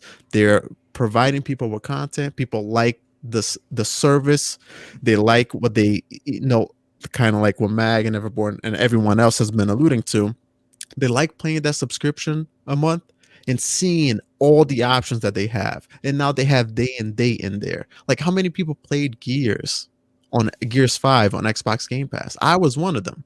I won't lie. Like I was, so, and then you multiply that by millions of other people and they'll stay on the service. Now, Xbox has been having a tremendous accomplishment here with Game Pass, and their numbers just keeps growing. So with their purchase, with what's going on with Bethesda and them, you guys hit the nail on the head. They spent 7.5 billion on Bethesda. They could do whatever the hell they want. Yes. Listen, Microsoft, if you're mad about it, go talk to a damn wall, because ain't nobody trying to hear you right now. All right. They are giving you every single option for you to play whatever they put in the service. You can play on a console, you can play on a computer, you can play on a phone, you can play on a tablet, you're going to be able to play on a TV. Like, if you don't want to get into the service, that's going to be your problem. Just because you want to hold true to one console, that's going to be on you, because the options are going to be there. PlayStation does have an opportunity here as well to implement a service like Game Pass. The reason why they're not doing it, I think Everborn's going to let us all know. But, man, Xbox is killing it right now. The numbers don't lie, people. The numbers don't lie. No, they certainly don't. Real quick, I want to thank a couple people who dropped super chats. And first of all, Cal Tattoo drops an outstanding $5 super chat, and he says this, and this is awesome. I love hearing comments like this because it really does warm the heart. He says, "Hey, Boom, been watching the podcast for about a month now and love the panel and how consistent the content is. Much love." Well, dude, thank you so much for the compliment, but more importantly, thank you for the generosity. I am super stoked to know that you are digging the content, because this is a passion project of mine that I started on a whim, man. I really did. I kind of just threw it out there, and hopefully something was going to stick. And here I am 3.5 years later, and I got a bit of a network going. So I thank you, bro. I appreciate that. And Bounty Boom, generous friend of the show, he drops an additional $2 super chat and says, "Hit that like button. Great show. Thanks for being here." Well, thank you for being here as always. Everborn, before we move on to the baseball topic, and again, this is a small one, you wanted to add anything to the conversation? Yeah, so Cyber, see, the thing is, people, everybody, the reason you don't, well, there's two reasons why you don't see Sony doing this right now. Firstly, is because their fan base keeps telling them they would rather pay $70 for games. Yes. So if they're listening to their fan base, they're happy to spend this money, which is fantastic, right? But the other reason is Game Pass, as I said earlier, is a xCloud. Let's call xCloud a 10-year bet, right? Mhm. To have it on TVs, to have your back catalog be accessible through the cloud. Because right now it's only in game. It's only what's in the Game Pass subscription that you can play in xCloud. But at some point, it will be your entire library. So you'll be able to buy a game, either play it on your console or play it in xCloud, whether it's in Game Pass or not. At some point, right? They have to release it on TVs. They have to release it on all those things. And again, they are looking for a 100+ million subscriber count over the course of the next X number of years, right? Yeah. And that threshold is going to be self-sustaining. Exactly. It's gonna be, Until they get there, they are technically they're in the investment mode now, but they have the capital. Companies like Microsoft or Google, but Google doesn't really have the stomach for these long-term investments. But companies like Microsoft have the capital to make 10-year bets. So they can throw billions of dollars into this thing until it hits the critical mass where it becomes self-sustaining. Sony cannot do that. Right. Their games have $100, $200 million production budgets, and they need that day one or month one revenue where they'll make the $300 million off of a $150 million production budget. That's their business model. If they were to put it in a service that couldn't sustain itself on its own day one, they don't have the wallet like Microsoft to do something like that. So what I suspect they are going to do is wait. They are going to let Microsoft take all the arrows, do all the R&D, and build Game Pass into the cultural psyche of everyone in the gaming community. And then once we're used to shelling out that money day and date, and Microsoft hits 50 million, 100 million, 150 million, and gamers just look at that as the new way to play, then you will see Sony do it, because then they will be able to post large subscription numbers. But until then, until PlayStation now has 20, 40, 50, 100 million subs, they're not going to do it because they just can't afford to. Yeah, Don't you think that's going to take too long? Like, they're seeing the growth right now. They're seeing the success of Xbox Game Pass right now. And if Sony wants those, let's say they say that after 3 months of a launch of a game, that's where it ends, right? That's where you're going to start seeing the initial drop. So why not, after the 3 months, 6 months, go ahead and double dip? A lot of people say, why don't they just double dip, release the game first and then throw it into a service, a subscription service? At that, if people get wind of that, if they won't buy the game, I know I got to wait 3 months. I could wait. Yeah, right. Sony's got to figure something out though with this sooner than 2 or 3 years from now, because once all those AAA games start dropping of all these acquisitions from Xbox, that value proposition, if you compare everything that's on one platform versus paying $70 for each exclusive on the other, it's going to be astounding, because it's only going to get larger and larger of a gap. So they got to figure it out sooner than later. They got to put their heads together, because all these acquisitions, and like Mag was saying, there's something else we think is coming. We don't know what that's going to be, but if you compound all this stuff and put it on this service, and it's just going to keep giving us all this content, which gaming, I think, is made more for subscriptions and is better as a model for subscriptions than any other platform, better than movies, better than TV shows, because gaming is a library of games that you go back to. You replay things, you keep them, especially with backwards compatibility. You keep playing these even older games that play better now. You keep going back to these things, and you don't want to lose your library of stuff, right? Yes. It's not like a TV show or a movie. You watch it, okay, you'll wait till Stranger Things 4 comes out and you'll resubscribe for that month, right? Or whatever. If you unsubscribe from Game Pass, I lose Gears 5, I lose Forza, Horizon 4, I lose Master Chief Collection, all of this stuff, right? And that's going to grow so massive. And if Sony keeps doing the current model of $70 for 2 or 3 games a year that are exclusive on that platform compared to what's coming from Xbox, it's going to be a very interesting time over there in that world. So Yeah. we'll see what happens. But let me just add one more thing. I don't know Sure. what the threshold number is for Xbox Game Pass subscribers for Microsoft to be self-sustaining. Just on, they'll be getting so much money every month that won't matter. But I've seen a couple of people in the chat saying that they might even hit 40 million subscribers this year. If they hit 50 million, and let's say that, where everyone subbed that at $10 there, that's and we stay there for a whole year.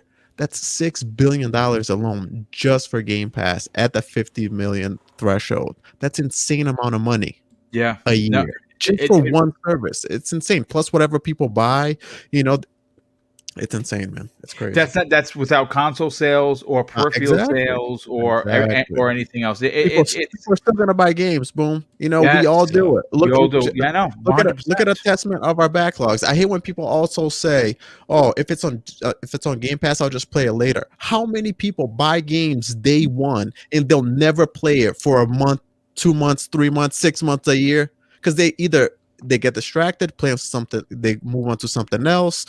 It's the same thing with Game Pass. Game Pass is there, and you have the service where you can play it at your own time. And trust me, I know all about time right now because I ain't got no time for myself. So it's great for me, and people spend that $70, that $60, and then they'll only go to play the game when the game is like $10. You know what I mean? Yeah. So it's insane, man. Let me just add another arrow into the quiver here. So I think a lot of people don't understand how sort of broadly encompassing this Xbox strategy is here, right? When you start to think about what the reason for the push on backwards compatibility was, and then you tie that to the idea of they want to build a catalog in their streaming service, right? So if you have a heavy push on backwards compatibility, those are more games in your service, right? And then you think about what they're doing with the Series S to have a console that more people can buy, which, by the way, I think the Series S is going to go down to $249. It's definitely going down to later, and I think they know that they're supply constrained and they're going to sell everything they can make, so they're kind of making their money at $299. But when it matters, I think it'll be $249, and a lot of people think that system won't hold up, won't sort of last for the entire generation. But that's before you start to think about that super resolution technology they're using and the sampler feedback streaming, yes, where they can sort of basically use a lower resolution image. It's like DLSS on the NVIDIA cards. Yes, and exactly. That technology is going to keep the Series S going for the entire generation. I think all of these things are connected, and they're all as a means to add to this service that they're trying to build. And again, there may be more studios coming, but I said this a little bit last week, which is I think that 23 is enough. 23 and 35 teams is enough. Not that they won't buy more, but I think we do get really focused on what the next acquisition is as opposed to what they're going to do with what they have. And I think we should keep our eyes on what's coming from the studios they have. Right? It's like we have so much, and then we're thinking about what's after Bethesda. I want to know how big is Starfield going to be, and I want to know how much of a phenomenon Halo Infinite's going to be, and what is Gears 6 going to have in store, and how amazing is Perfect Dark and Fable going to be. Yeah. So I think I just want to, if possible, if just we as fans, like, let's focus on making sure that Microsoft or Xbox specifically delivers on what they have in house before. Mm-hmm. I mean, unless they get Capcom, then you're gonna see me talking about it.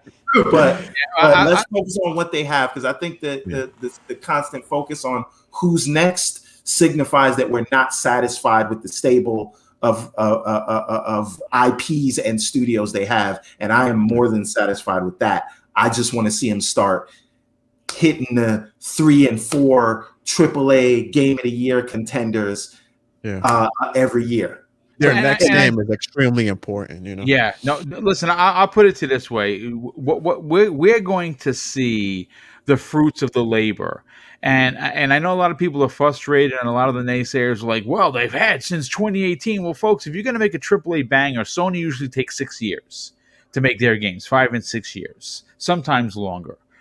So you know, we're coming into where the games are going to now start dropping, and Game Pass, the value proposition is going to go through the roof. And I think what Mav said was perfect. I think people at Sony are going to have to eventually reevaluate their way of doing sales, because again, having only 3 bangers to make your money back, and listen, they're spending a lot of money on these exclusive deals. You don't, if you don't think that Square Enix didn't lock down Final Fantasy 16 for a couple of pennies and a nickel.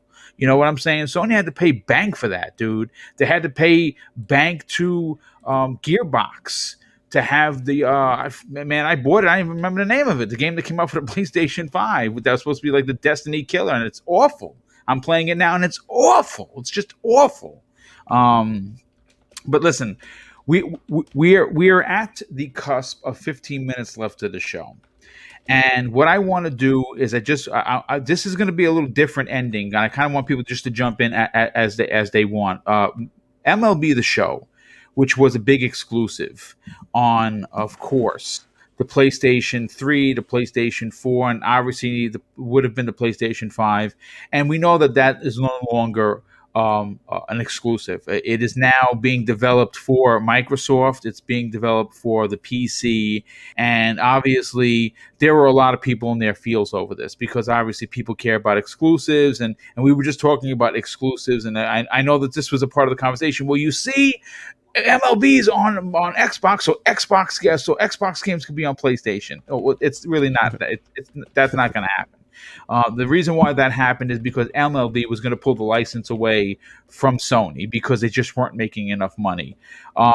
Question for the panel. Jump in whenever you want. Are you buying MLB The Show for Xbox, or is it a game that's just too niche for you to get involved with?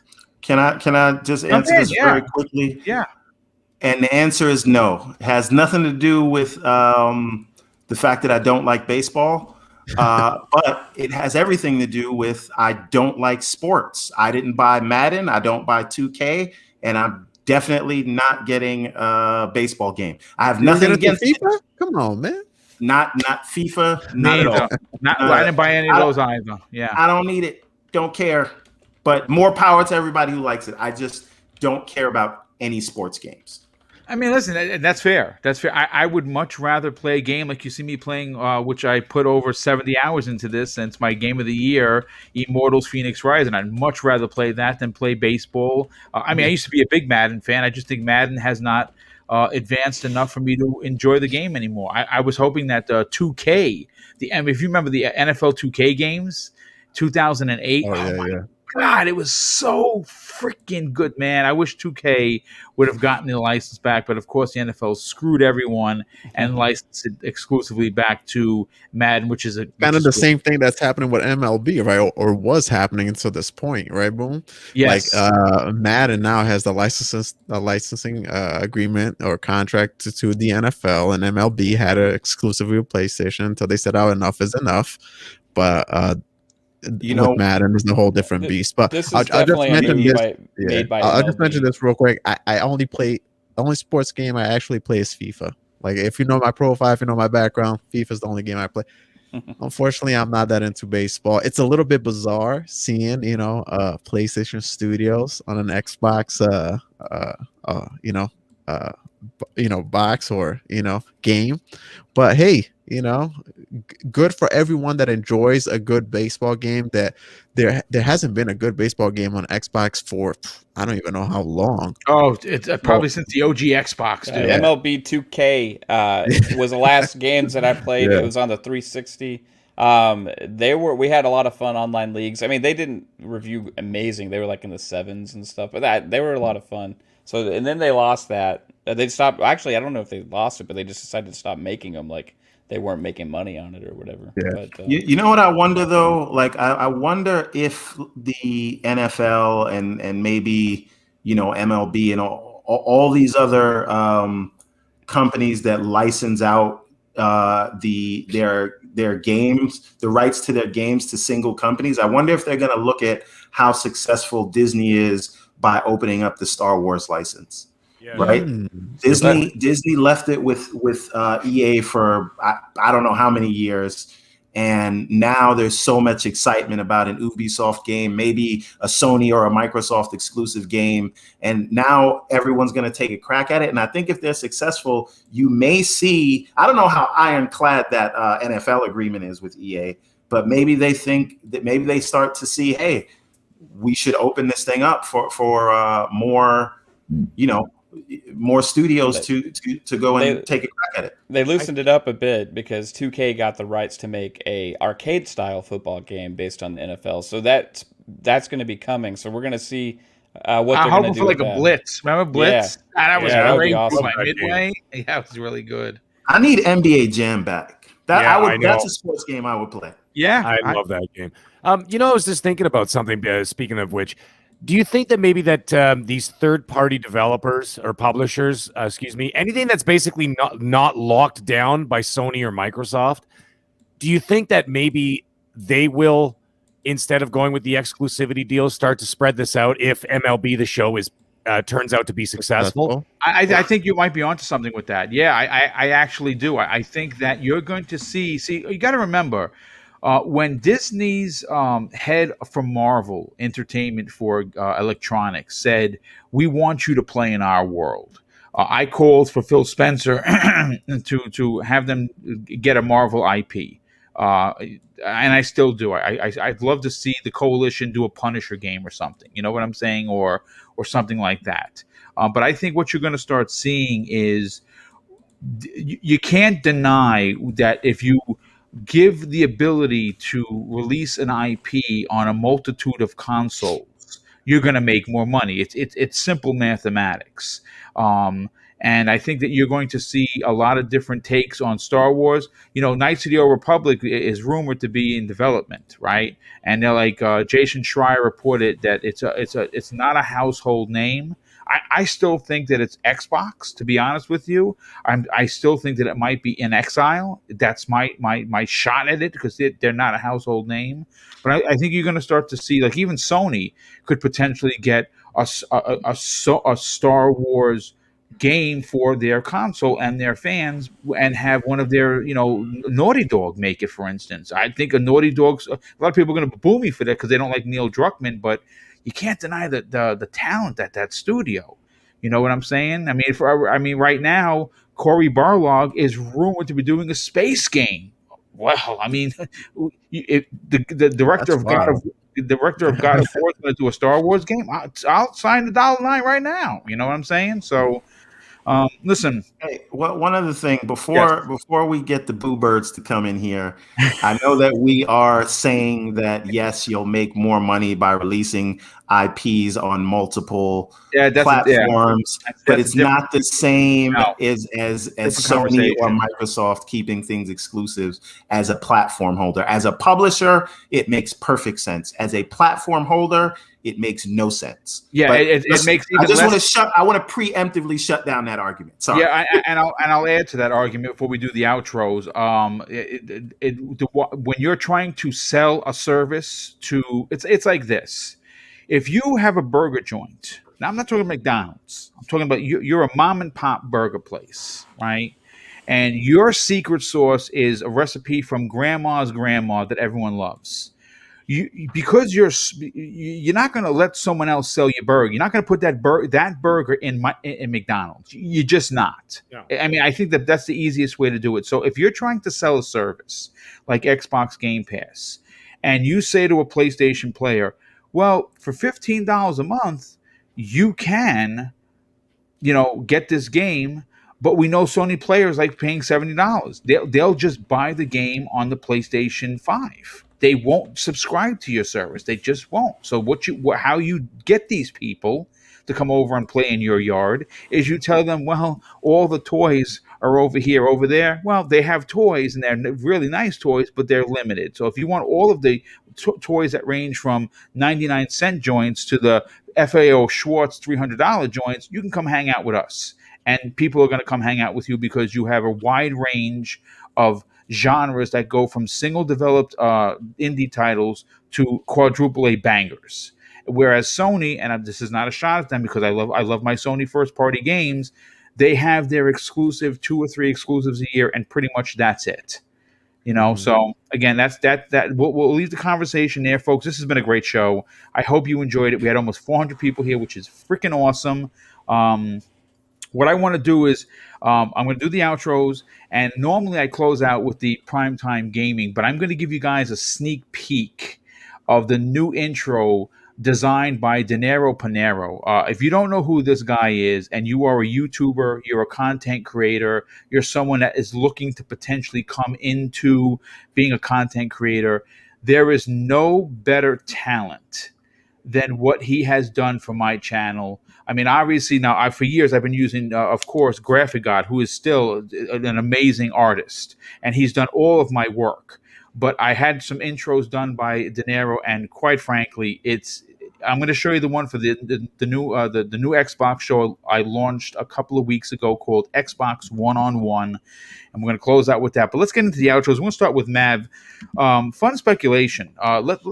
Why don't you do me a favor and tell everyone not only about yourself, but your channel, and where could people check out incredible Xbox content? Yeah, thanks, Boom. My name is Mav, and you can find me on the Fun Speculation YouTube channel, also on Twitter at Fun Speculation as well, where we have a podcast on Friday nights. It hits at 9 p.m. Eastern Time, and it's called the Xbox Ultimate Podcast. We talk all things Xbox. We have some awesome guys on there. Friends of you, Boom. We have 3-Bit. Nice. I love Video 3-Bit. Games HD on Twitter. Pong Soul, he's on the panel as well. We got Assassin Lupa is on the panel. Oh, great. as Awesome. well. What a panel. We got my wife Caitlin is actually there. Very nice, also. dude. So we have there's 5 of us on there now. So we kind of started the show back in July. And I was doing it by myself, just talking for an hour by myself, taping it. And it's hard to talk for an hour by yourself without screwing up. But did it. Episode 15, we started doing a panel and going from there. And it's been fun. It's been growing, and it's been a great time. I learned from guys like you, Boom, so it's awesome to actually be here on the show. Also with support from my main man, Clowns, which is another place you can find me on 4 Guys with Quarters, because a few months back, for some reason, he thought I would be a good idea to put me on his show, which is awesome, and I love that, dude. So, so you can also catch me streaming. I stream quite a bit. I figured, hey, I'm sitting here playing games. I have the camera. I have the setup. Why not just be there while I'm playing to hang out with some awesome people? So I stream quite a bit, actually, usually every night. So come and hang out with me while I stream some games, and on Friday nights for the Xbox Ultimate Podcast. And on 4 Guys on Tuesdays. Nice. Well, listen, dude, we're going to try and move some views and some subs over to you. I heard one of your shows. I thought it was fantastic. I think that you guys are very fair. I think that you have great banter between the group of the conversations. And I think that people should, if you enjoy what you found him talking about on today's show, you should definitely head over to check out his show, which airs live Friday evenings at 9 p.m. Eastern Standard Time. Thanks, Mav. Definitely appreciate you being here. And of course, like I've said many times before, you're on the show once, you got the golden ticket. We'll get you back on here on an upcoming episode. Everborn Saga, why don't you do me a favor, brother? Tell everyone where they can reach out to you for a conversation, and more importantly, potentially sign up to be a contributor to the Everborn Saga through through your what do you got going on? We got the Kickstarter. Kickstarter, yes. So you're doing Yes. the Kickstarter. You got the animation going. It looks amazing, dude. It looks really, really good. Tell everybody about that, bro. Okay, so first of all, if you want to get a hold of me on the Twitter, I'm mean in the tweet streets. You can catch me at Steve AM, like the morning time Johnson. That's over there on Twitter. If you want to stay up to date with what we're doing and see new pages, we post pages every 2 days from the comics we're working on. You can follow the Everborn on Instagram. And you can check out everbornsaga.com if you want to buy some of our current books. But please, please, please do us a favor. Check out the link in this description below my name and click on that link to sign up and be notified about the Kickstarter that we have coming up. It goes live on February 28th. It is for Ariel's Adventure. That's a new series in the Everborn saga. Everborn is 4 connected stories that follow different characters. They've each got their own comic series, and it tells the same story from a different vantage point. So there's also a game coming, and we're working on a pilot animation for an anime series. You can see a little bit of the video for an intro that we did in that Kickstarter link. So please check it out. And again, please sign up to be notified. We got 26 people watching right now. I want to get it to 100 people watching before we launch on February 28th. So thank you for coming out. And also, don't forget to hit the like button right now. I know it's still a bunch of us in here, but please help the brother Boom out, and please help me tell this story. I saw what George Lucas is doing, and I said, hold my beer. I want to do something bigger. So that's the plan. Help me out, guys. Yes. Appreciate it. Well, thank you for being here every week. We definitely appreciate you. You're definitely a great addition to the show. Mag, why don't you tell us about where the people could potentially watch one of your wacky videos on Twitter, check you out on Noof's Gaming After Dark on, I always mess this up. Is it Tuesdays or is it Wednesdays? It is Tuesday nights, Okay, actually. so it is Tuesdays because I know he's changed it once or twice. Noof, I know you're going to kill me, but we definitely got to get you on. Yeah, you're definitely on with Noof's show, which is great. After Dark, you have a great panel over there, and you also have great guests. I think you have somebody else coming from this panel potentially on this week's show. Tell everyone about where they can check that out and reach out to you on social media. Well, yes, guys, it was a pleasure tonight. Mav, it was a pleasure to be with you. And you know how many times I jumped when Boom's going, and Mav, and I'm like, oh, it's me. And then I'm like, oh, no, he's talking about the other one, the Mav, not the Mag. Yeah, anyways, it was a pleasure to work with you tonight. It was wonderful. Chat, you were awesome as always. And yes, you can follow me on Twitter at the Middle Age Game Guy. That's with a GY at the end. And of course, you can catch me here every Monday evening, 8 p.m. Eastern Standard Time on gaming. My goodness, prime time gaming with Mr. Boomstick XL and friends.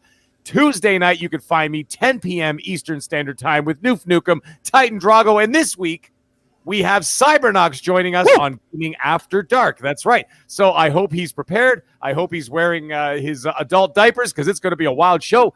Also, on the PlayStation 5 and on the Xbox Series X, you can follow me at all capitals, all one word, because I don't know how to be quiet. I am the Mag. That's right. You can follow me there. Guys, it was an incredible show. I've got some exciting news coming in the next week or so about some projects I've been working on, but more on that later, just like Phil Spencer likes to say. Yes. And guys, we will all see you next Monday. Have a great week. Thanks, brother. Definitely appreciate that. And we look forward to hearing what you've been working on. Clowns, why don't you tell us about 4 Guys with Quarters, what you got going on over there, and where could people reach out to you and potentially forward you a virtual calzone? Yes, I need a virtual calzone because here in Florida, there is no great calzones. And if there are, they've been eaten by the alligators. So every Tuesday, 5 p.m. Eastern, you can find us on 4 Guys with Quarters, Mav and I, as well as the rest of the crew, which is growing. We actually may start doing 2 shows. Nice, dude. One's gonna be for the British people earlier. I'm gonna talk to the crew about that and see who can do that one. But yeah, other than that, Italian Clowns on social media, almost everywhere. And I do actually have interviews lined up now that I'm over COVID, so got to get those rolling again. Kick about 3-4 a week, and I'll be happy. Nice. Well, listen, you're doing some great work over there, brother, especially some of the guests that you're getting are prime time. There's no doubt about that. And I expect big things in the coming months as well. And last and no way least, the Cape Crusader known as Cybernox. Why don't you tell everyone about your YouTube channel and where could people reach out to you for a conversation? And also tell them about the Xbox Game Pass Club. Absolutely. I appreciate that. Boom, Mav. It was a pleasure, man, podcasting with you here. Always enjoy Monday evenings, talking games with you guys. Yeah, Cybernox everywhere. I'm mostly more active, I should say, on Twitter. Hit me up on Xbox Live as well if you ever want. I play everything. So as long as, there's a game there that we can co-op on or play multiplayer on, I'm always down. I appreciate anybody that came out of the last stream. I was streaming the Medium, which I'll have to stream again tomorrow night, 10 p.m. Eastern, as Mag alluded to earlier. I'm going to be letting my hair down on Gaming After Dark. That's right. Nice. Letting my hair down. What hair? Exactly. What Hey, hair? hey. Sometimes you just got to let the wind blow. You know what I mean? Anyways, my second, guys, Cybernox on YouTube as well. I'm creating some new movies actually for there. I do game movies there, and sometimes I do some live podcasting with you guys. And my second channel, Xbox Game Pass Club, that's where I play games that are actively on Xbox Game Pass. My goal is to grow the community so we can treat it like a book club. We'll go there, we'll pick a game. Hopefully, the community, we can vote on a game per se, or pick one at random, play it, discuss the game, some of the things that we like, some of the things that we didn't, and move on to the next game. Sometimes we get stuck on the same genre over and over, and that's where I think gaming fatigue comes in. Sometimes a lot of people are just sitting there just, hey, what should I play next? What should I play next? And Game Pass is great for that, man. Explore, different genres and discover your new favorite game, as they like to say it. So yeah, Xbox Game Pass Club, YouTube, Twitch, everywhere else as well. And can't wait to be here next Monday on Primetime Gaming with you guys. Well, thanks again Can for being I just say how amazing that sounds? I'm all over that. Wow. Man. I appreciate that. I tried to start it last year, but my son was born like literally on the time when I was trying to do it.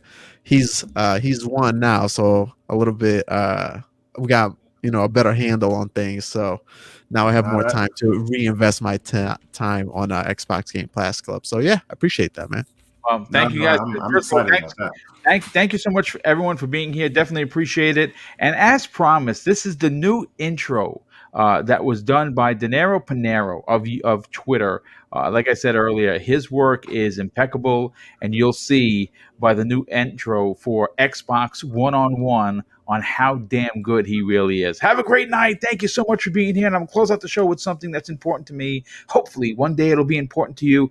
And that's what my dad taught me when we were kids. He said, son, treat others how you want to be treated. And also, it doesn't cost anything to be nice. You live by those rules, and I can guarantee you're going to have an awesome day. So take care, everyone. We'll see you next week on the newest episode of Primetime Gaming with Mr. Boomstick and Friends. Enjoy the new intro.